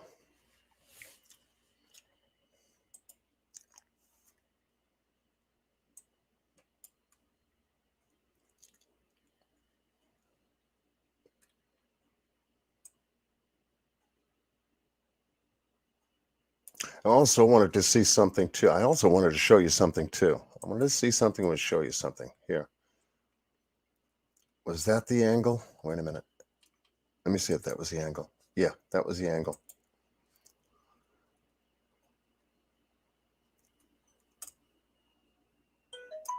I wanted to know from Mr. Robinson, all these notifications. I wanted to know from Mr. Robinson were the airbags processed for DNA or any. Everybody's going live. My goodness. That's why I come early. I'm not going to do no more late nights because everybody goes crazy at night. Forget about it. The drama comes out. Everything comes out at night. I say no more with that. I'm going to go a different time and make sure that I get the word out to expose this case the best way I can. And thank you. I want to take just a moment here and recognize a content creator since I have it on my mind. Thank you, Miss Liplock No More. I saw you live this morning. And that's what content creators do. They support other content creators on some of their casework. Because that's exactly what Miss Liplock No More did for John Q, covering the Daniel Robinson case on her channel early this morning. I think I saw that video at about 8 a.m. And she sent that message to me looking into her camera for Daniel Robinson. And she spoke about this case that I'm covering on my channel and told her subscribers to come and support this case that I'm covering on this channel pertaining to Daniel Robinson. Thank you so much, Miss Liplock No More. I got much love for you. I left you a message too in the comment section. Thank you so much. But yeah, getting back to my train of thought, I wanted to ask David whether he was able to have these airbags analyzed for DNA. And the reason why, and also Daniel's clothes for airbag deployment chemicals, because if those 2 were analyzed, they would give us back an answer as to yes, Daniel was in the car, or no, Daniel wasn't in the car.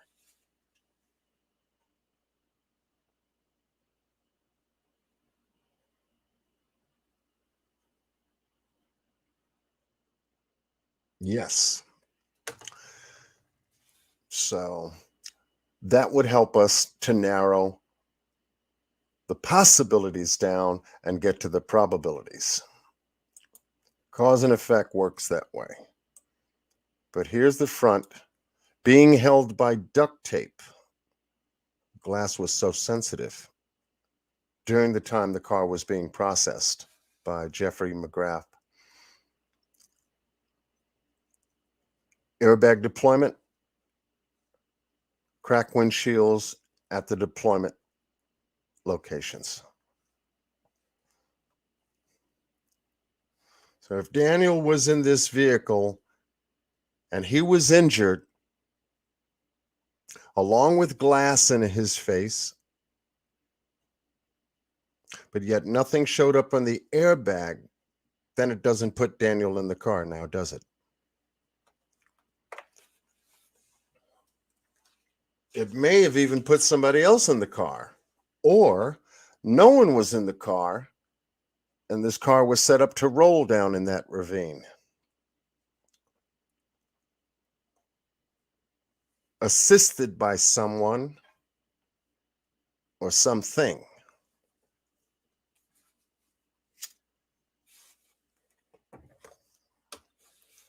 Answers we're still looking to get. Oh, here's the front end. Right front end to Daniel's car regarding that red paint that the private investigator, Jeff McGrath, had brought to our attention. Now you see it.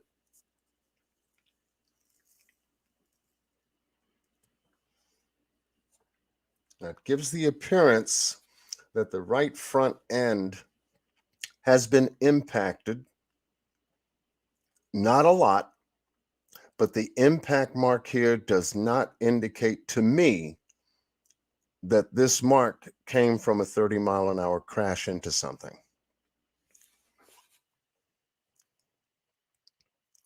30-mile-an-hour crash would have caused far more damage to this right front end. A whole lot more buckling. I'm sure it would have blown out the right headlamp and pushed this baby up into Buckling City. What I also noticed too are side abrasions, horizontal side abrasions, so there was a forward motion this car was taking. The deeper abrasions in the front, the lighter abrasions in the back. I don't know if you can see that. I'll try to get it as big as I can. These are side abrasions off the right side of the car. Scrape abrasions, more so than buckling for impact. However, looking at the infamous red paint on how that could occur is what we're still looking into. Whether Daniel hit a pole out there that could have been painted red. Maybe he was near some kind of a gate. Possibilities are endless, but we're trying to narrow down those possibilities. But one thing I can say is that this buckling is not from going 30 miles an hour. Side abrasions would have been far deeper than that. Far more present than that. Darker in the front, light streaks in the back. Almost like if this was bumped. Even a bump can cause like crazy damage to these cars these days.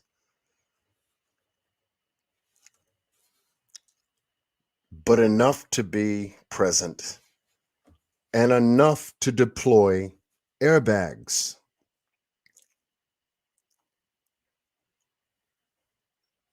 So we do have some kind of a collision with something that has red paint on it.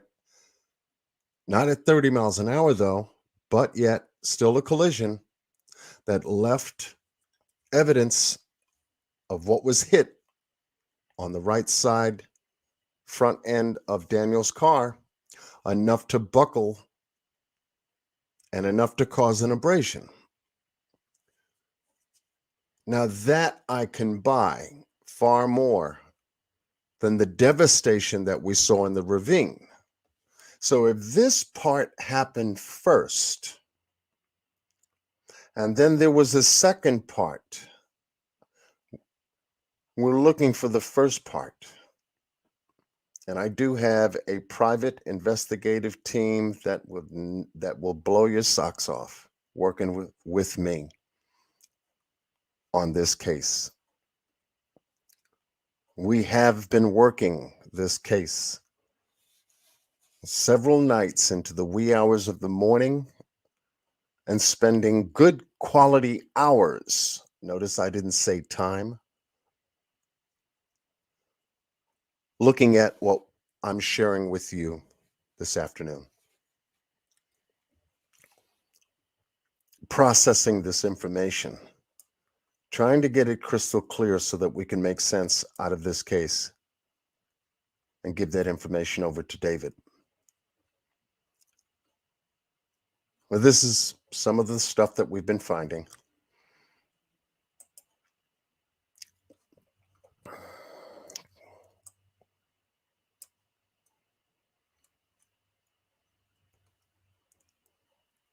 The whole sunroof here to the back end of the vehicle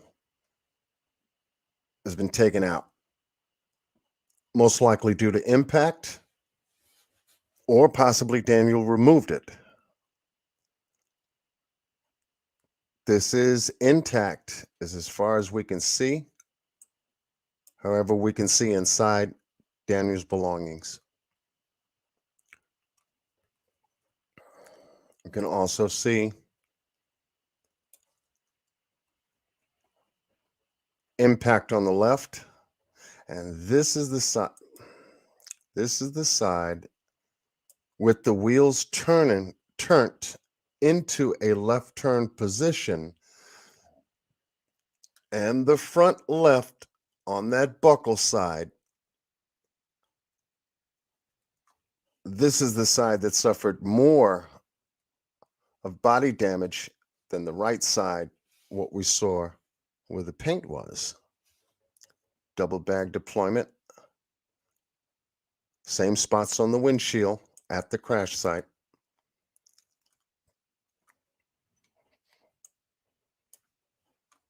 Here.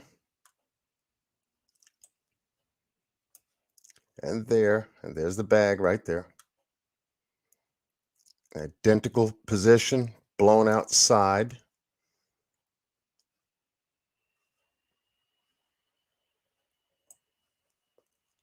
No damage to the rear door, driver's side rear.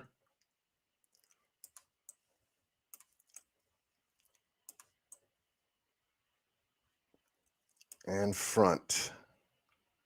Front is intact. But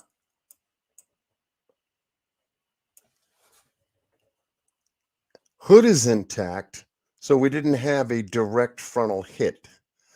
It looks like it's more to the left-hand side from a 45-degree angle with the wheels turned in that same direction.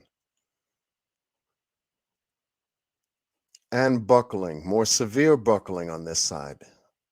So here is your contact point here.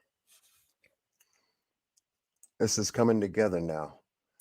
Here's your contact point. First contact point, secondary is on the right side, airbag deployment, broken windshield, impact.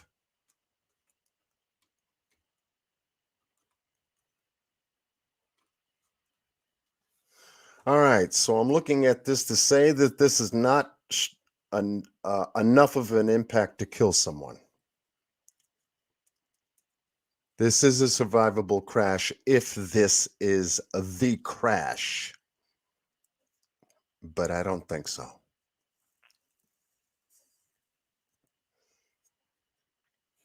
I think something happened to this car before. There was an impact, I believe, on the right-hand side that caused the airbags to deploy.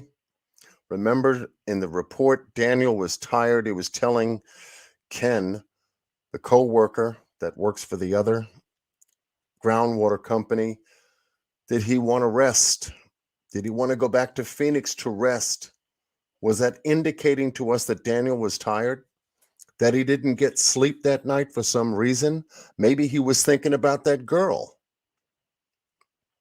The one the news reporter was talking about, Caitlin. The one where he made a food delivery, working for Instacart part-time. Stayed over her house. That's also in the report. And we're checking into that information as we proceed in investigating the case. Yes, we are. And if I could tell you, I would, but I cannot at this time because we're still in motion. But Caitlin plays a very important role in what I would believe the mental state that Daniel may have been in that morning, because it was stated in the report that he wasn't making sense, according to the coworker out there. Now, they both met for the very first time. This guy, Ken, is the gentleman who met him out there at that well, at this site location, not at this one, but at the one the gentleman took us through when he did the walkthrough in the video. And he had to give Daniel directions. So that information would show up on Daniel's phone. And this is prior to 9 a.m. that morning. Okay. So let's take a look. Let's just take a quick look at Daniel's roots. Oh yeah, I've been doing my homework, folks. Let me show you Daniel's roots. Let me go back here for a second. All right, here we go. Let's get to it. Let's get to it. Okay.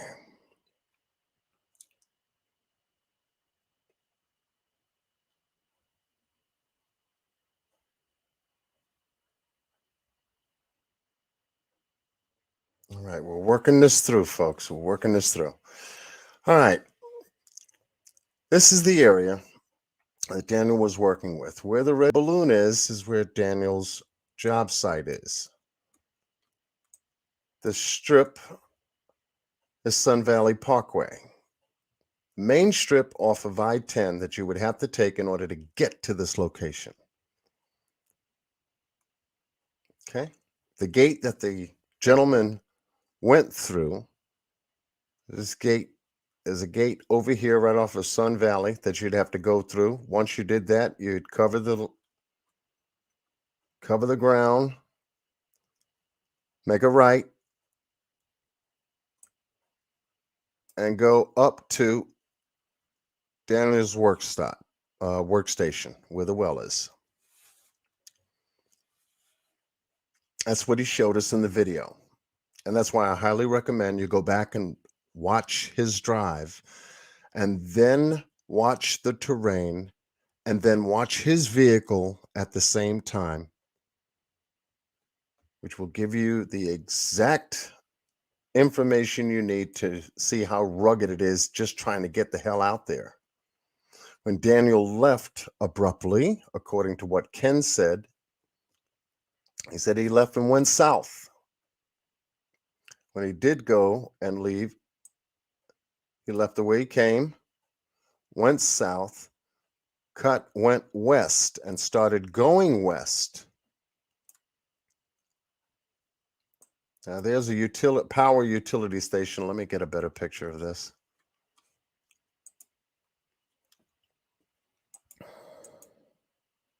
There we go. As you can see, I've been busy. No, that's not good enough. Let me get you a better one. Closer, closer. Thank you. Okay, so now we have Daniel's got the brown balloon up here.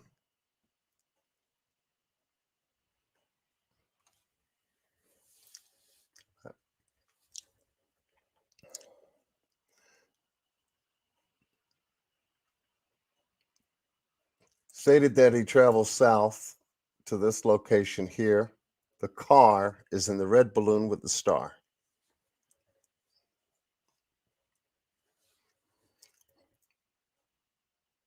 This is what we saw in the video. This is what was told by Buckeye Police Department.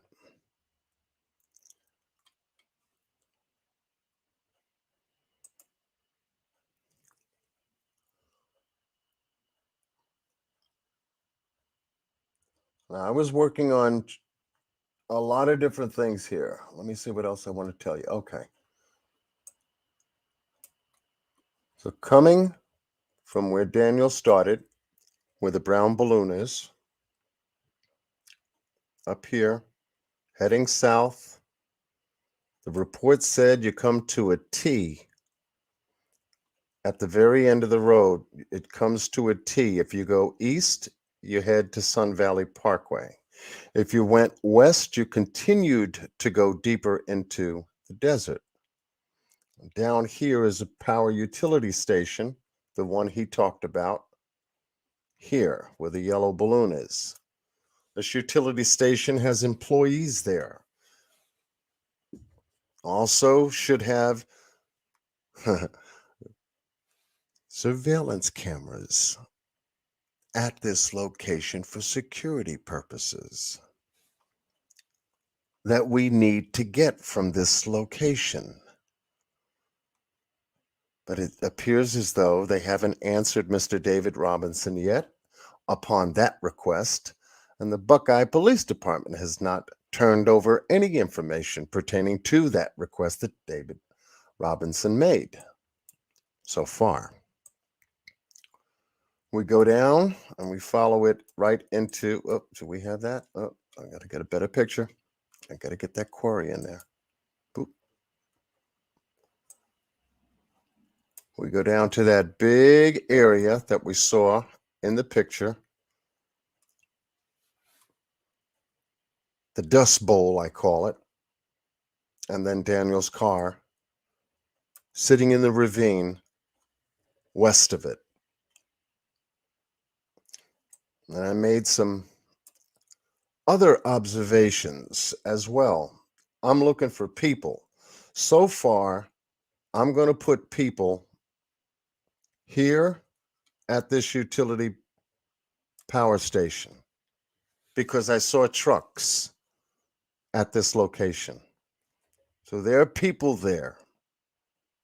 And if there are people there, they may have seen Daniel. This is the reason we need to get some information from this location.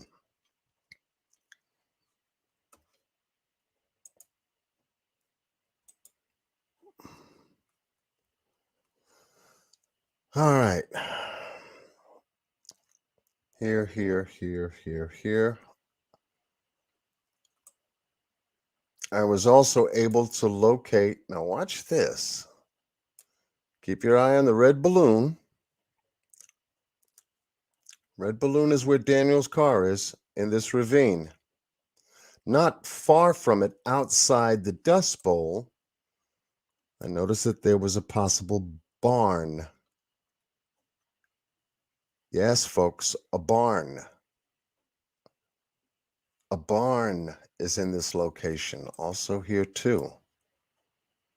Gives me 2 balloons for 2 barns. That tells me that it puts a person or people in this area.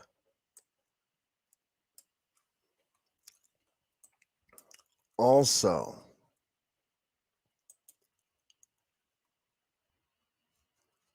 as I traveled,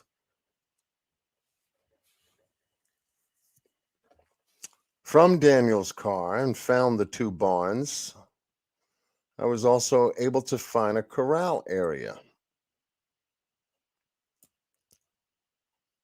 Not only that being there, that tells me people would be there, but also a property gate line where the second balloon is, not far from the corral north of it.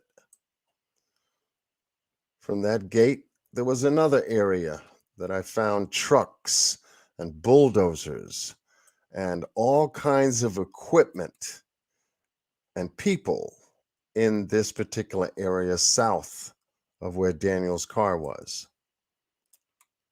All the way down, this encompasses about a mile. And there is private property here because I came to another gated area that went all the way across, just like the words, private property marker. So we got to get information about that location.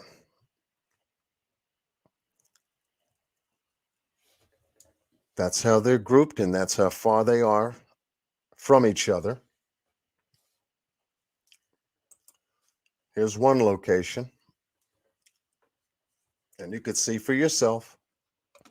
There's a truck here, another vehicle here.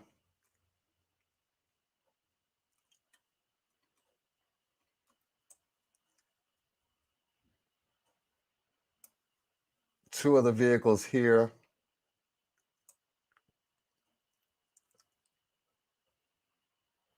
This is a very interesting area that we need to get some answers on in this location. Oh, just below that area, this area. Looks like a trailer here. Campers, this is a workstation. Looks like a bulldozer there, a John Deere, perhaps. Tires.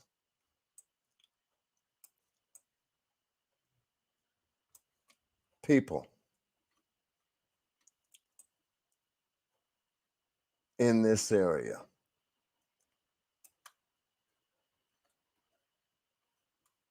That looks like an 18, possibly something. I don't know what the hell that is. But yes, it puts people in this area. Boom. Let's go south of that.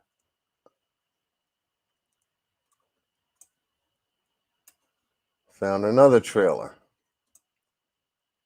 3 other vehicles. Looks like a 4x4 here. This looks like a dirt or dune. One of those short, almost look like one of those golf carts. But it puts people here.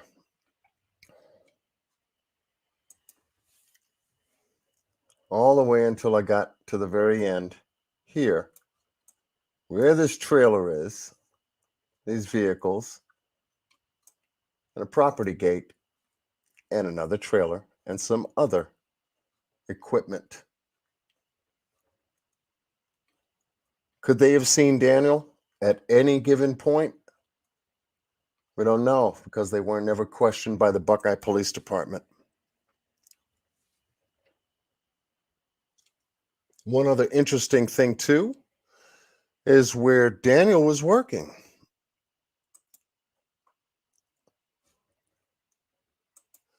Let's go back to the balloon.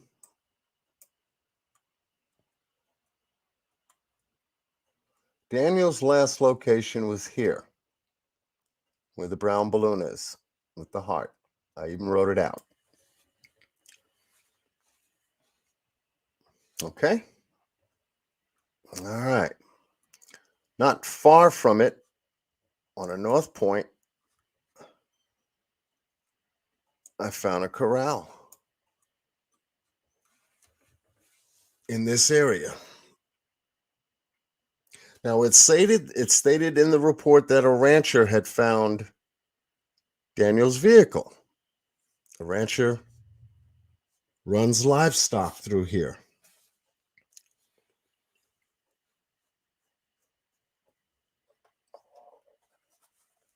Lots of livestock. So there are corrals in this area where Daniel was working, believe it or not. Not only one here, but where Daniel was working here, there was one south of him as well,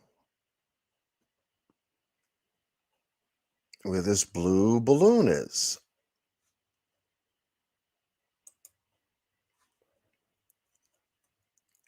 And that's what it looks like. Rancher running cattle all up and through Daniel's work site area. So could the rancher have seen Daniel at any given time during that day, being out here in the field? Well, we don't know for sure yet, but we're looking at who may own these particular corral areas. That's for certain. Because when you have corral areas like this, they have to be owned by someone. They have to be run by someone. They have to be managed.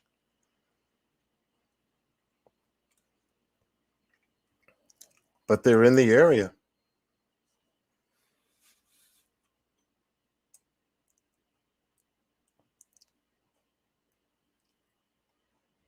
This is what I've been working on, folks. Call a crime scene.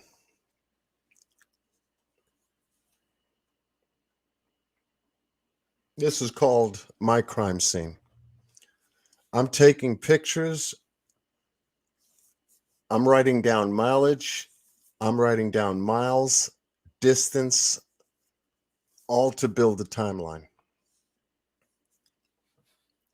And that's what this live is all about, timeline and assessment.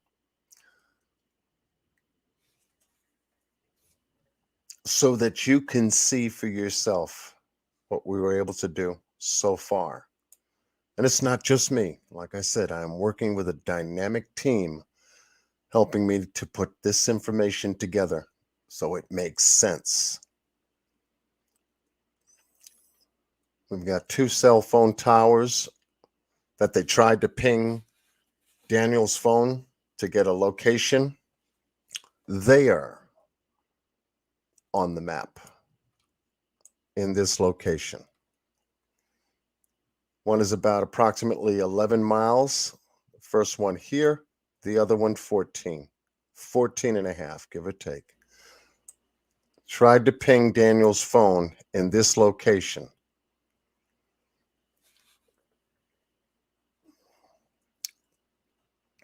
All of the blue balloons in a straight line, I just got finished showing you. I got finished showing you where Daniel works, where his car was in the crash site.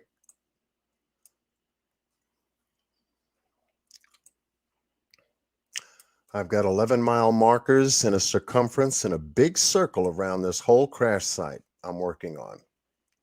Let me just show you this real quick. Let me see if I can get a better angle here. Okay, so I think I can do this.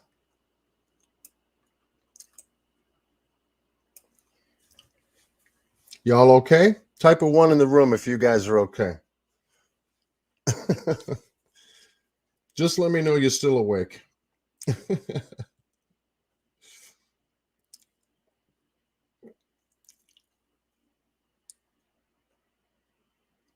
Okay, Rocky Mountain High. Okay, Tracy. Okay.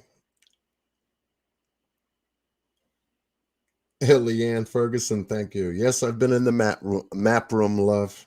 You see my work right before your eyes. Lip lock no more. Okay. Anna wants to hang out with John in the map room. Okay. All right. Miss Lynn, thank you. Anna, thank you. Renegade Patriot, thank you. Francis Dean. T. Sophia. Leanne Ferguson, good. Oh, Miss Penny is in the house. Much love to you, Miss Penny. I caught a very small portion of your live earlier. You are funny at making impressions. You had me chuckling. It was a great way to start the day. Next to Miss Liplock No More. She got me up this morning. All right, so going back to the map. Now, Daniel had an apartment here in Temp, where the yellow balloon is. Okay. We have Phoenix right next door. And Route 10, I-10, is a major route going out to this site. Travels all the way west. It does it west-east. Comes all the way down here. This is Buckeye, south of I-10 on the south side. We choose to just follow the yellow line because that's all I-10 until you get to Sun Valley Parkway. And then you start going north all the way up to where Daniel's job site was in the desert on June 23rd. 2 satellite towers were the only towers in this location. Other than that, this is a blind spot because there are no other towers at all running. It's operated by T-Mobile, which Daniel's service provider is in this case. They only had 2 towers in this area. Now, with the SIM card removed from his phone, when the Buckeye Police Department tried to ping his phone, they couldn't get a location because that information, for some strange reason, wasn't available. So here, let me see if I can begin walking you through this, just to show you in proximity how close everything is from Temp through Phoenix, all the way through above Buckeye to Sun Valley Parkway to Daniel's job site. So let's take a look at this. Let's come from Temp. Daniel leaves his apartment, starts his day to go to work, and he comes out of Temp, passes Phoenix, and he goes on to Route I-10 and connects with his first location of the day. His first location of the day is Verrado Way. This is where the first well site was. He visited a Shell gas station at 7 a.m. in the morning. He went there, made a purchase. That purchase showed up on bank records as $3.83 of gas to put in his car that morning. He left at 7:04. He was caught on video surveillance camera doing it, both inside and outside this location. Let's take a look.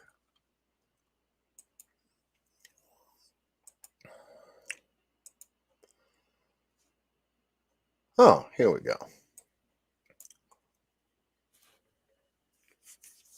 So right off I-10, where this blue balloon is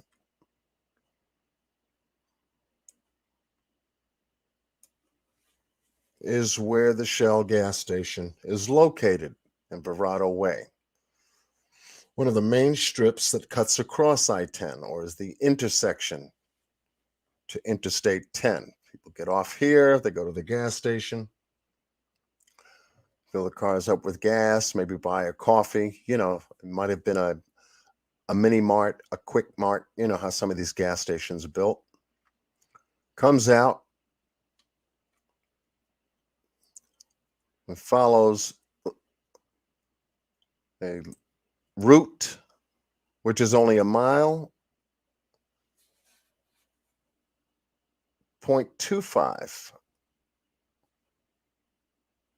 1.25 miles away. He comes to this location here called the Verrado well site at this location. So he's not far at all from Interstate 10 or from the gas station. It's only about 1.25 miles away. He worked out here, most likely for a half hour, 45 minutes, give or take, till about maybe 7:45.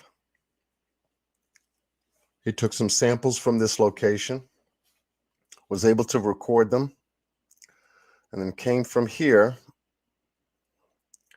connected back to Interstate 10,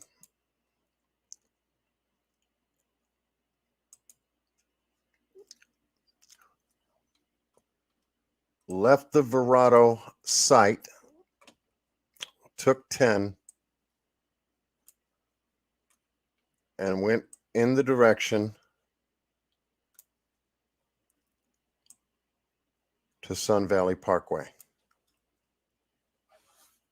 Now, here's the interesting part. I had found the distance between the Verrado Way gas station, the Shell, and Sun Valley Parkway. You know how many miles that is? And this is just an approximate, but damn near close. It's 11 miles. And the number 11 miles shows up in this case. The airbags were deployed first, and then the car went an additional 11 miles someplace. How? We don't know. And we're still trying to work that math out. And then another 20 some odd miles, 23, 24, give or take, to get to his work site, well number 2.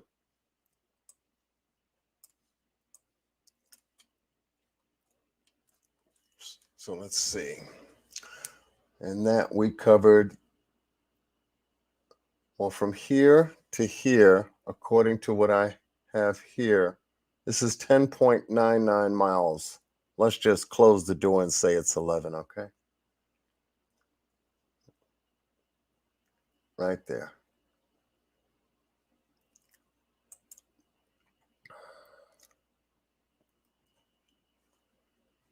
Let's bring the map back so you can see what the full terrain is. Oh, here's an interesting point. This is what I wanted to show you too.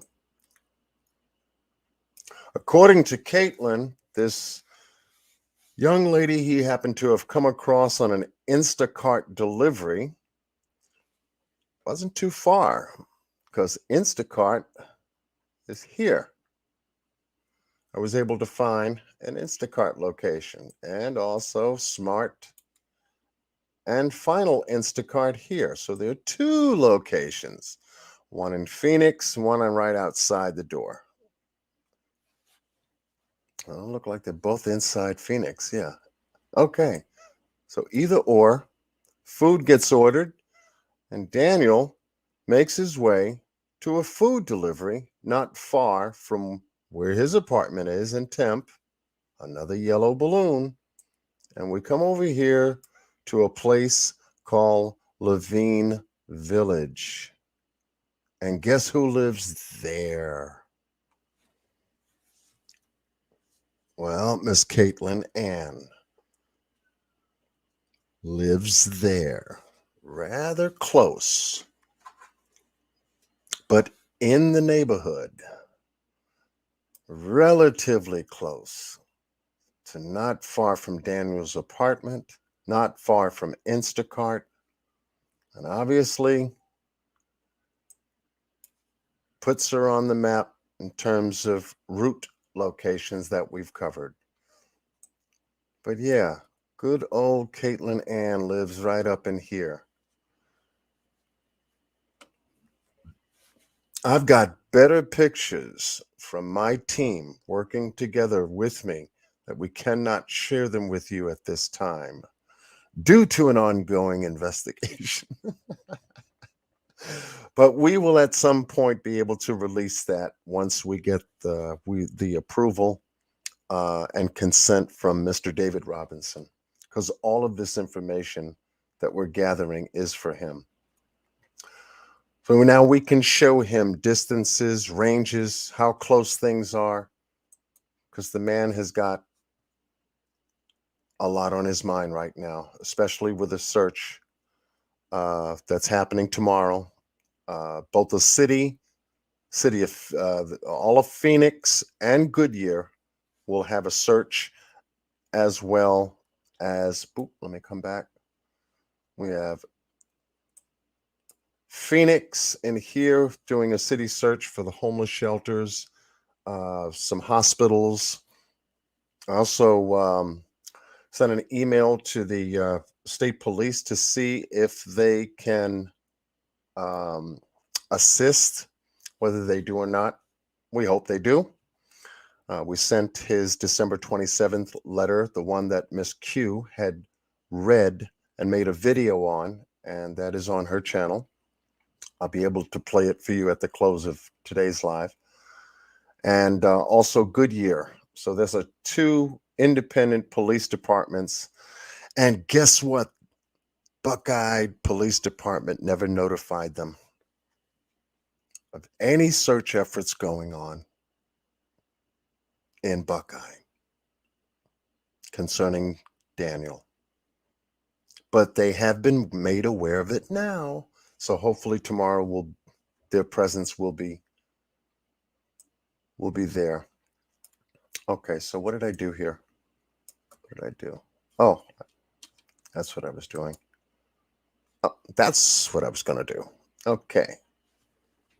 So how close? I know someone in the chat room would say, oh, how close would that be in proximity of, where this girl Caitlin lives and Daniel? Well, I got it right here, 14.67 miles. And there are a number of ways you can get there. But this would be the easiest way to get there. Just for right here, make another turn, go down several blocks, and then go straight line right over there to the village. And you'll be right in Levine Village. And I've got a community area here too. It's real nice, folks. Very plush. But not far at all in this location. Okay, I've already covered that. Oh, there was one other thing. I don't think I had that. No, I didn't have that up. We did the airbag deployment. Where did I have that? Did I have it here?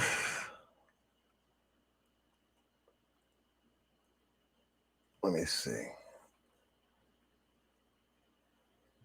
I don't know if I put it here, had it here.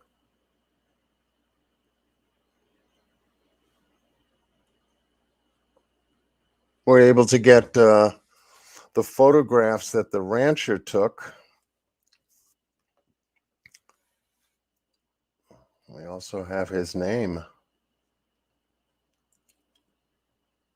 And we were able to get the photographs that the detective Biffin had sent David from Officer Prusik, who took pictures. Do you know how many pictures this officer took when he was out there? Let me do this real quick. I'll give you one of them.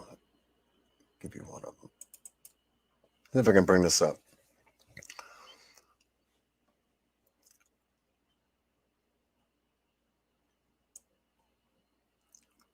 Now, Officer Prusik is the one taking the photos right now. He was out there with 2 technicians to process Daniel's car to get it ready to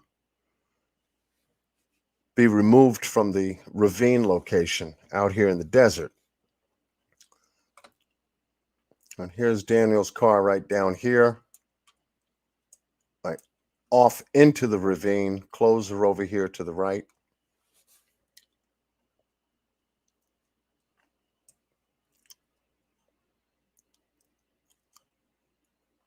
So you have one person taking the picture, another person who's having coffee, and the other guy is, no, he's not taking a leak. Let's not get silly. Possibly over here. I mean, look at the dirt vehicle that they traveled in to get out there. And it says police on it too. Like a dune buggy.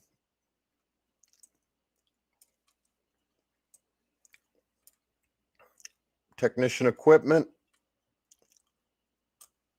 all to begin processing this scene. So going back to my original question, you know how many pictures he sent, David? The whole crime scene now. You're not going to believe me. You're not going to believe me. A total of 15 pictures.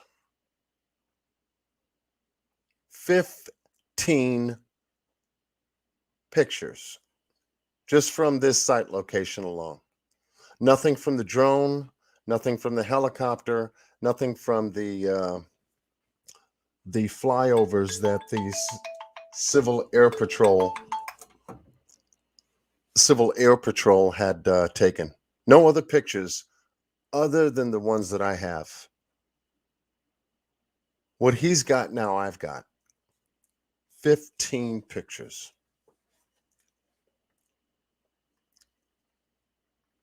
This is one of them. It's from a good quality camera too, because as I zoom in, I don't lose resolution. If you notice, you can see this very clearly. Some of the other pictures begin to lose resolution as I draw in back and forth. 15 pictures. I'm putting together the dynamics to those pictures as we progress. Let me see what else we're going to do here. Let me see if I got all my tabs. We talked about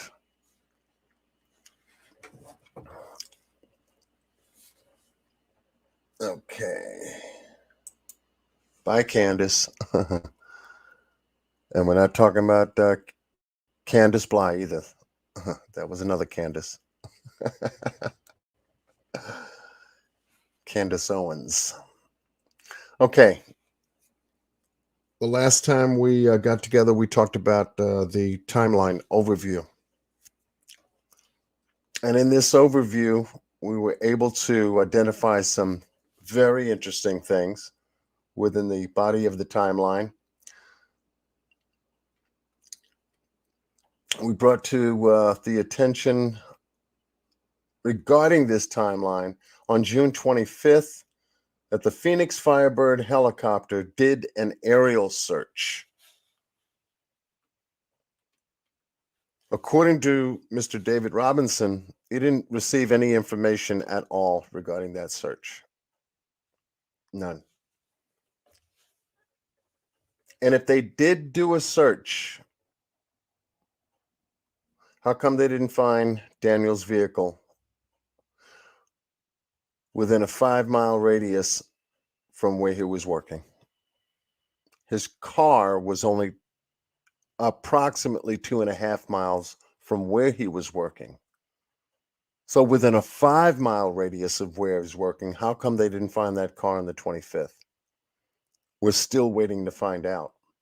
What's extraordinary, though, was that the Civil Air Patrol did an aerial search on July 9th. And on July 9th, they released this information. And I talked to you about this information. Oh, if you could see. Yeah. I talked to you about this information in our last live. And we talked about the Civil Air Patrol doing flyovers all the way down from I-10 all the way through up to where Sun Valley Parkway begins to go east more into Phoenix, where the power station is, the aqueduct that runs west of it, all the way back down to I-10. So this encompasses anywhere between 10, 15 to 20 miles in terms of distance. All of this area. They got an X here, and they got a little car here. And I said to myself, what the hell is that car doing there on July 9th when they stated on July 9th they haven't found it?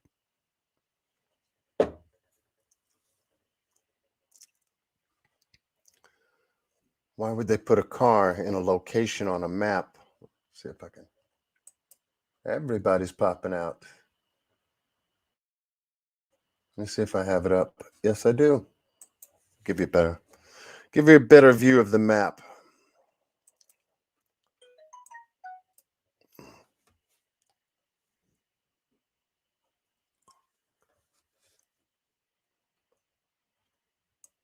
Here's where Daniel was working. X marks the spot.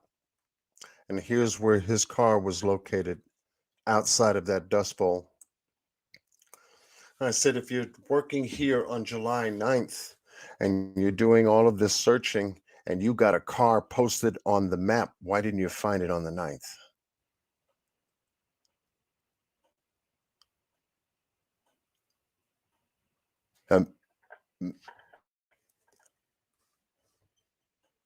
Map coordinates and everything. So this was very interesting to show Mr. Robinson that information. It blew his mind. Why did they put that up there? Oh, okay, I got something running in the background. I'm listening to voices and everything. Okay, let's get this out of there. Okay. So yeah, that was very interesting. And then on July 19th, obviously, Daniel's Jeep is found in the ravine at the job site. And they say multiple agencies search with ground and aerial resources were utilized to find this vehicle. So he's checking into that information with his attorney right now, because somebody is definitely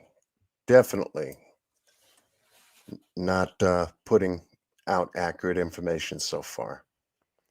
Not to say so far, but we're looking at some very interesting inconsistencies so far.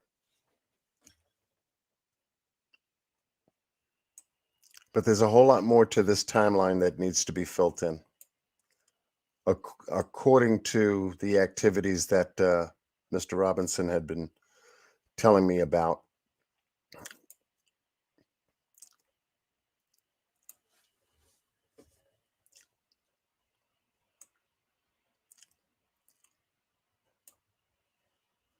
And here on October 18th, here's what they've concluded. Daniel's Jeep Renegade was involved in a rollover crash. It was the only crash recorded on the vehicle's internal systems. That's what they stated. Speed increased right before impact. Well, if you're going downhill, yeah, with no brakes, yeah, your speed could increase, which could indicate an attempt to drive up the other side of the ravine. Well, definitely, it would take common sense to know that if you're at a pitch 35 to 45 degrees and you know that that car is not going to climb up on the other side of the hill because you're about to hit a wall, you know, I don't think a driver would try to attempt to do something like that. But let's read on. More than 40 ignition cycles were recorded after the crash. This could be due to the driver's attempt to restart the vehicle or use the electrical systems. It is unclear how many cycles occurred during tow recovery. Very important key information there. It is unclear how many cycles occurred during tow recovery.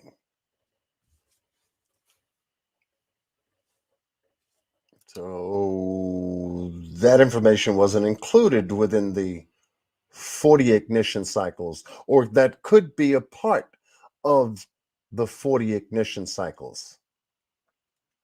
And when investigators downloaded data, an 11-mile discrepancy between the crash data report and the display odometer reading is not considered unusual. Similar discrepancies have been noted by Jeep dealership service departments, and other crash reconstructionists. However, they give no comparison to the statement that they're making here. There's nothing to compare it. What are they comparing this information to? Another diagnostic? And this, hence the reason why Mr. Robinson had to get his own private investigator to do their own reconstruction, crash reconstruction, and black box data search.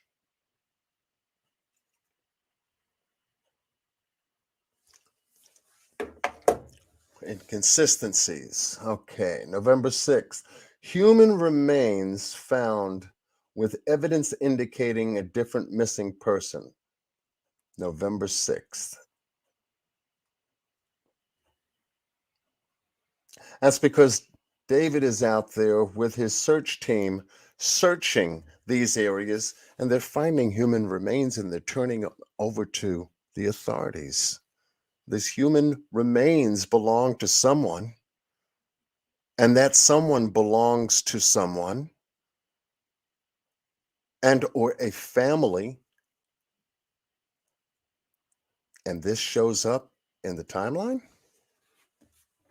This kind of information shows up in the timeline. What the hell's going on out there? And the most interesting part at the end of this timeline was November 23rd, when the FBI was briefed on the case, but yet they're not involved. Isn't that wonderful? They were briefed. Oh, let me tell you how they were briefed. They were briefed with the Buckeye Police Department without Mr. David Robinson present. They had a meeting without him, came to their own conclusions, and decided to let the Buckeye Police Department handle the investigation. End of meeting. He has no proof of what was said, no minutes of that meeting, no notes, nothing, just word of mouth. We had the meeting and we'll handle the investigation, is what it was told.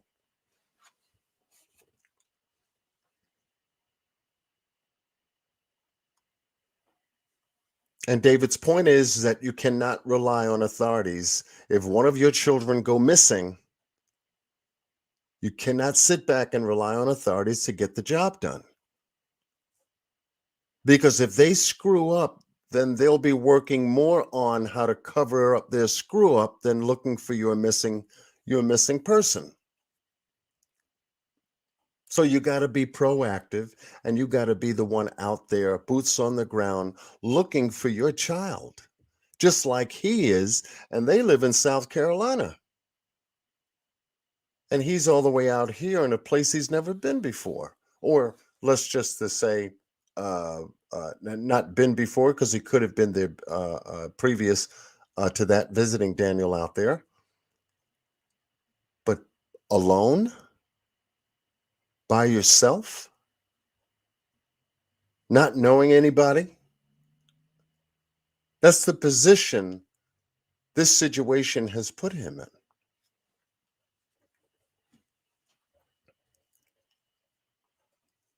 So yeah. So all of this, obviously, it is troubling, according to the way this has been recorded. And so he has an attorney that's going to be, keeping an eye on everything that they're posting, because this site is supposed to be updated as the investigation progresses. It is the BuckeyeArizona.gov website, just to let you know. And you can follow the case as they update it, whenever they update it. And we can all stay boots on the ground with this. Okay, so let me come back to you.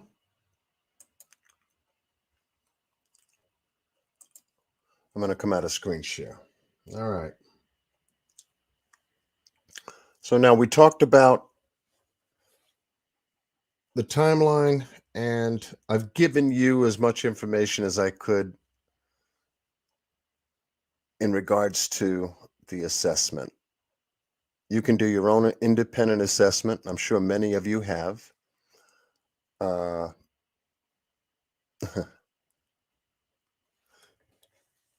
just reading the chat room for a second.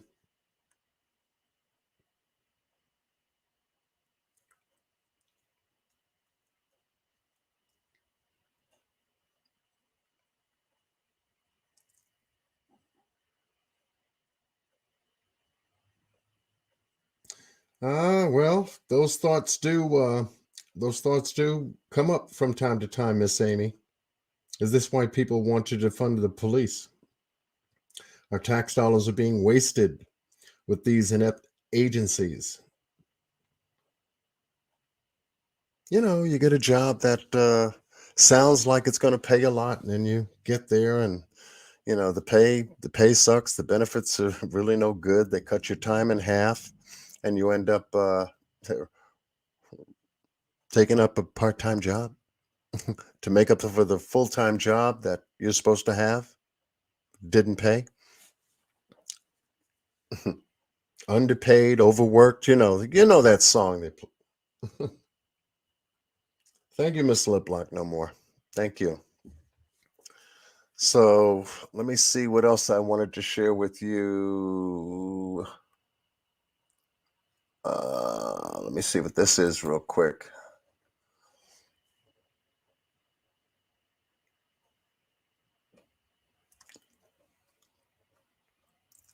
See, when I get on here, I want to really share with you everything that I line up and set up. But when I get going, and I have to deal with some interruptions at some point, whether something's buffering or lagging, you got to deal with these things. I'm trying to see if this is an important piece I want to share with you tonight. If not, I can come back and do part 3.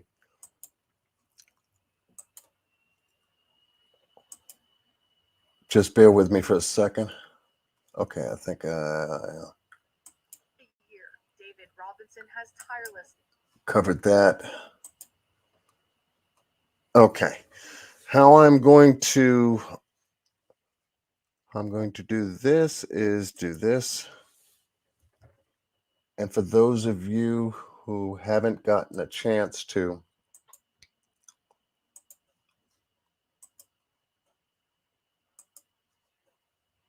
read the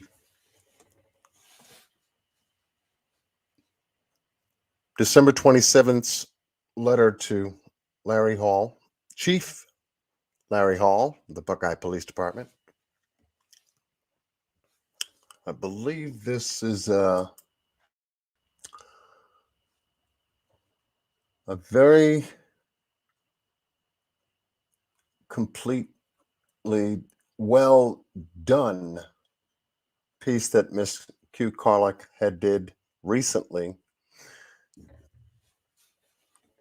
in regards to the Daniel Robinson case we're working on together. I think I've got it set. So with that said, I'm just going to let you listen in, and we'll continue and pick it up.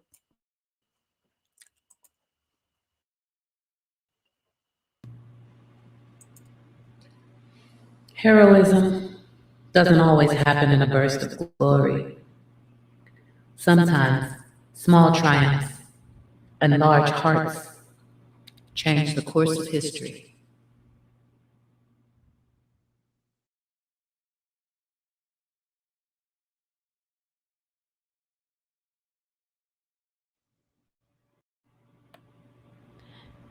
The petition reads, "My name is David Robinson, and I'm the father of geologist Daniel Robinson, who has been missing in Buckeye, Arizona since June 23, 2021.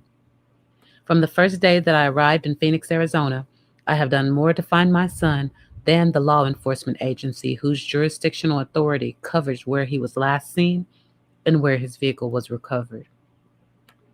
The Buckeye PD investigation has not gathered any evidence of their own. They are unwilling to move beyond their theory which leads to non-action on their part. This petition is another step in holding the Buckeye Police Department accountable to make sure this case is taken seriously. We have 7 searches at the time of this petition that have recovered the remains of about 6 people, hopefully bringing closure to other families. My public searches are coming to their completion, and the Buckeye Police Department has a responsibility to continue. This petition will ensure that this happens. My family has a high interest in the outcome of this investigation, seeing that everything that needs to be done is done to bring my son, her son, their brother, their nephew, their grandchild, and their cousin home. Since most of my family cannot be here to talk directly to the Buckeye Police Department, this petition gives them the ability to have their voices heard. Daniel's family will feel empowered knowing that they have the community support and an agreed upon desire to see that everything is being done to find Daniel. So far in 2021, Arizona has 915 people missing. Arizona ranks number 4 in the country with the most people missing each year. Organizations like Name Us, who rely on public input, have about 1,300 unidentified persons. This is without knowing the total number by the FBI Information Center. Missing persons is a growing problem for Arizonians. The other problem is that many families never get closure and feel that they didn't get an urgent response from the law enforcement office with jurisdiction of their cases. It appears that the Buckeye Police Department lacks the training to effectively conduct searches for missing persons. Hopefully, this petition can start the process of having funds reallocated to programs that focus solely on missing and exploited children and identifying remains found in the desert. Arizona is among unique places with natural conditions that wreak havoc on the remains of a human's body. If a missing person finds themselves in a desert situation, their rescue must be swift. Unfortunately, the police officers are not equipped, nor are they appropriately trained in rescuing and recovering a missing so that the community can move towards a solid resolution to the growing problem found in the state of Arizona. Daniel's investigation changed from a missing person to a criminal investigation. This change in investigation status will allow the Buckeye Police Department to use the evidence obtained to seek warrants. Site on June 23rd, 2020, and his children miles from his said job site.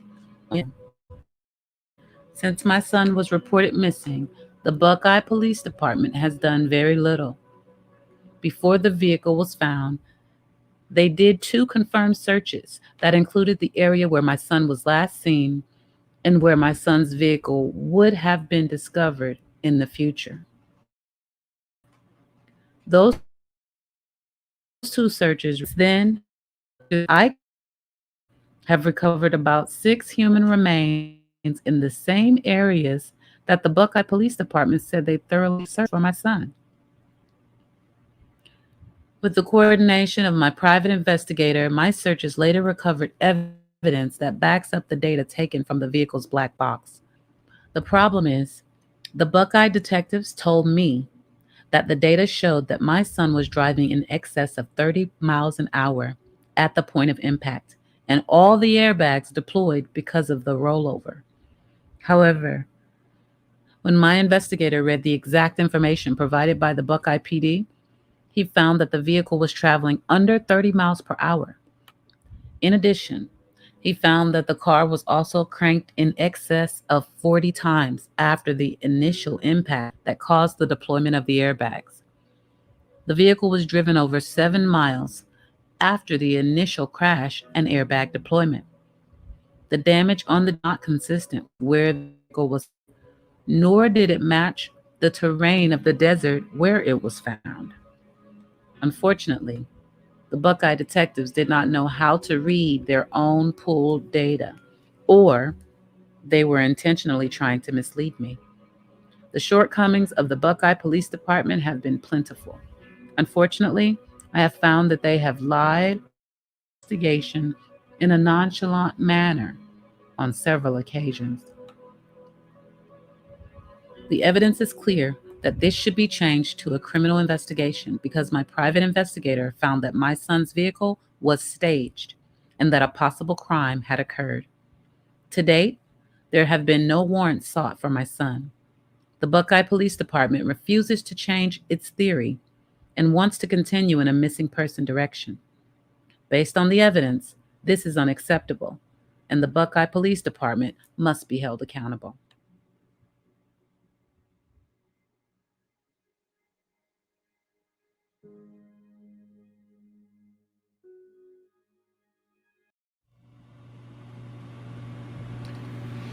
Heroism doesn't always happen in a burst of glory.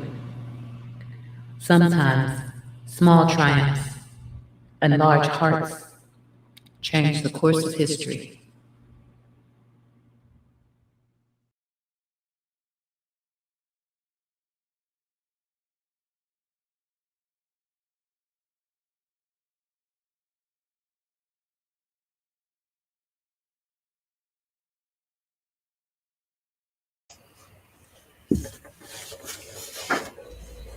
All right.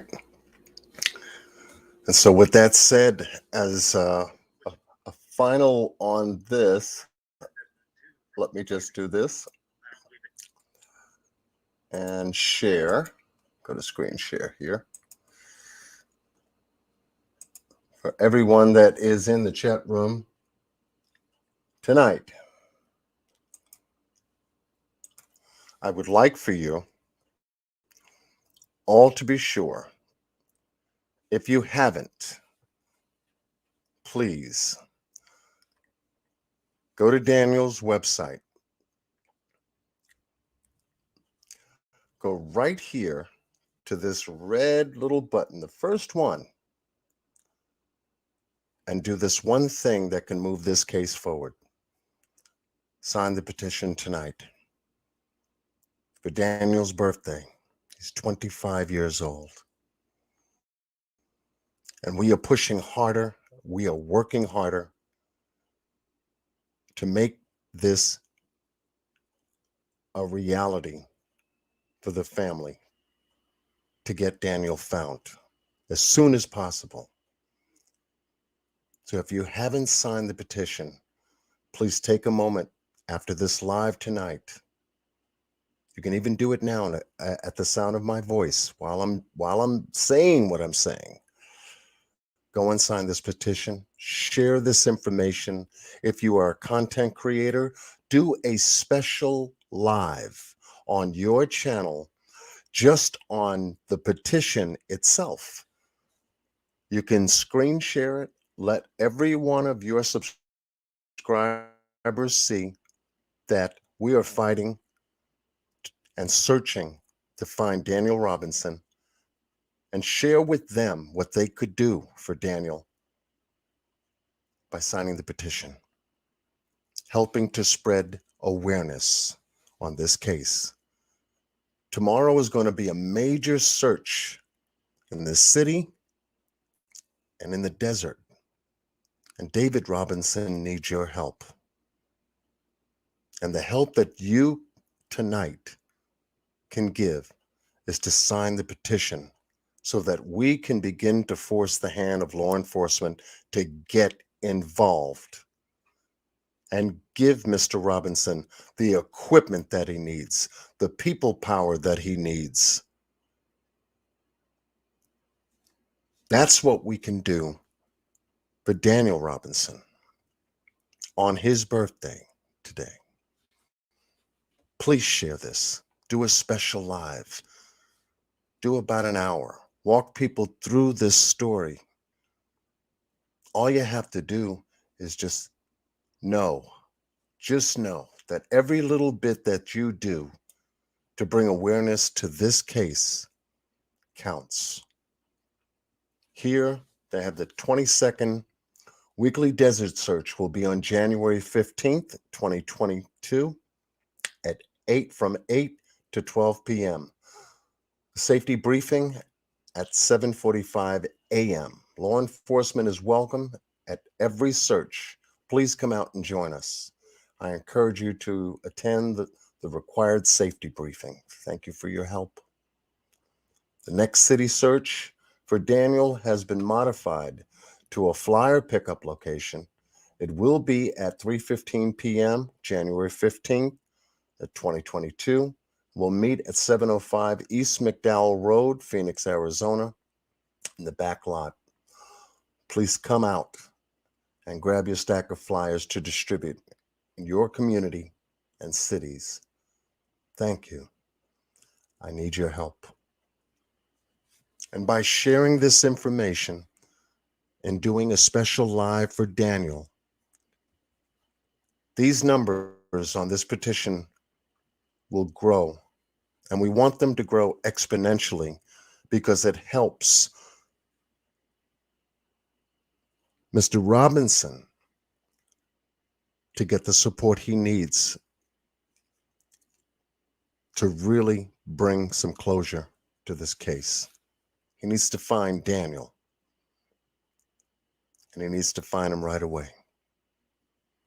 That's what you can do as a content creator. Just share this, put this on your community wall, share it to Facebook, share it to Twitter.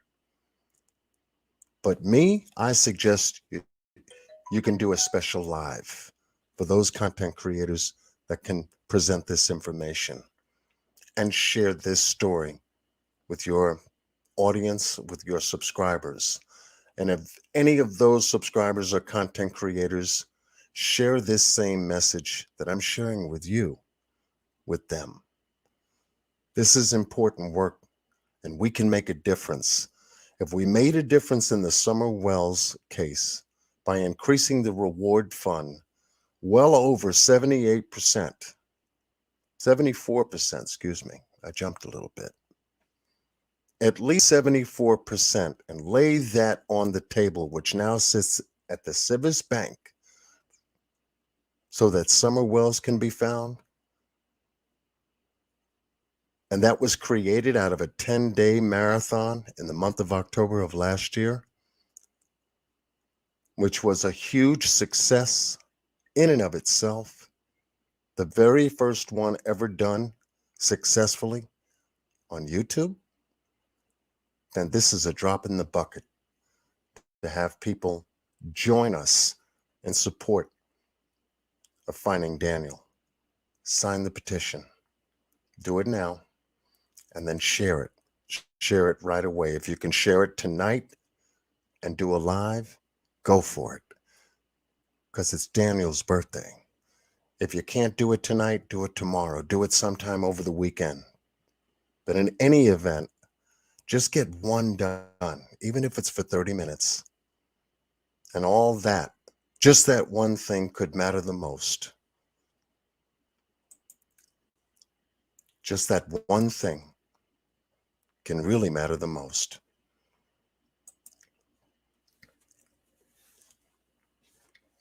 I love every single one of you that have come out for this special live that I'm doing for Daniel Robinson and the Robinson family. I intend to do a part 3, but only after I speak with David Robinson for a consultation on the update from this weekend's search for Daniel. And then we can come back to you with a special live with Miss Q and a number of content creators we're going to ask to join with us to make sure that we have the army for Daniel like we had the army for Summer. Summer's army still stands today, and we are now creating a second army, and it's called Daniel's Army. I believe we can get this done, folks. We're doing it. We're making things happen. We're bringing awareness to this case. More and more people, including the news media, are starting to put their eyes on this case now. Maybe it's because of the folks on social media. Who knows? But one thing I do know, that I'm here. Miss Q's here. David's here. I know Miss Liplock No More is here. I know that Queen Talks Crime is here. Miss V is here. Boss Blake is here. Who else? Who else will step up and join us in creating Daniel's army so that we can get this job done?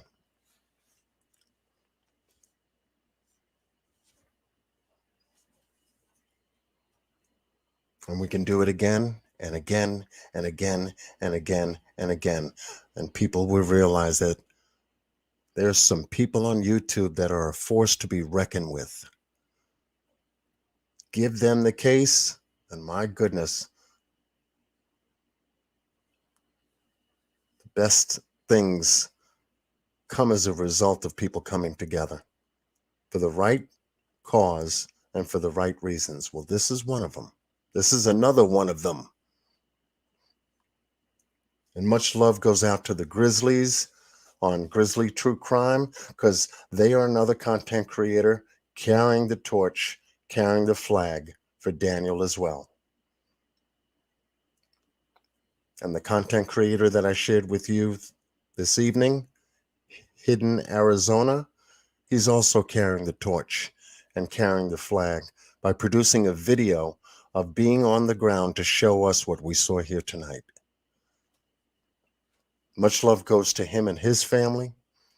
Much love goes to all of the content creators that I've mentioned that have shown support. Thank you. Because every little bit counts. Every little bit counts. And with that said, we're going to wrap it up tonight, folks. I know I didn't really get to your comments tonight. I had a lot to get through, go through with you. But we try to do our best, try to stay on time, try to keep it short. And much love. Thank you for the hearts and the prayers and the love. And this all goes to support the Robinson family in finding their son, Daniel. They need to bring him home, because I know this is a very special day for the family, because it's unfortunate that they can't say happy birthday to Daniel in person right now. It's unfortunate that they had to miss the turn of the year for New Year's and Christmas and Thanksgiving, and maybe any of the special days that fall between Thanksgiving and the summer before he went missing.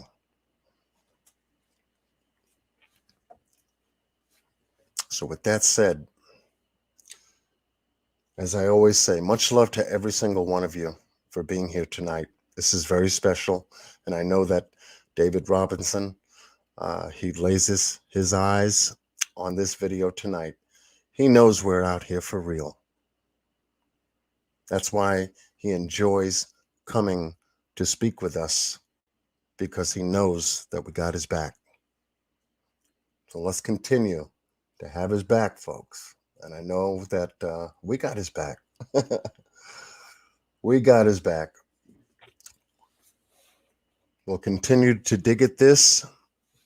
And I've got a power team working with me, and we can work throughout the night into the morning till the sun comes up, chopping away at every little piece of information that we could get, every little angle, every picture, every video, every comment that we find. We're turning it over and we're producing content. I thank my team for selecting me to deliver it. Also Miss Q. I thank them for selecting us to bring forth the word and to spread awareness with this very, very important case right now. Time is of the essence. It's over 6 months It's also over 6 months for summer. Matter of fact, today marks 7 months for summer. When will it end? When will these long missing person cases end? My answer is if we jump on it real quick, we can put an end to it real quick. We can get to them a whole lot faster. Maybe that's God speaking to me about an endeavor that we need to focus on together. With that said, much love, be well, and stay blessed with Godspeed. Till next time, one love. Thank you all for coming out. I'll see you later.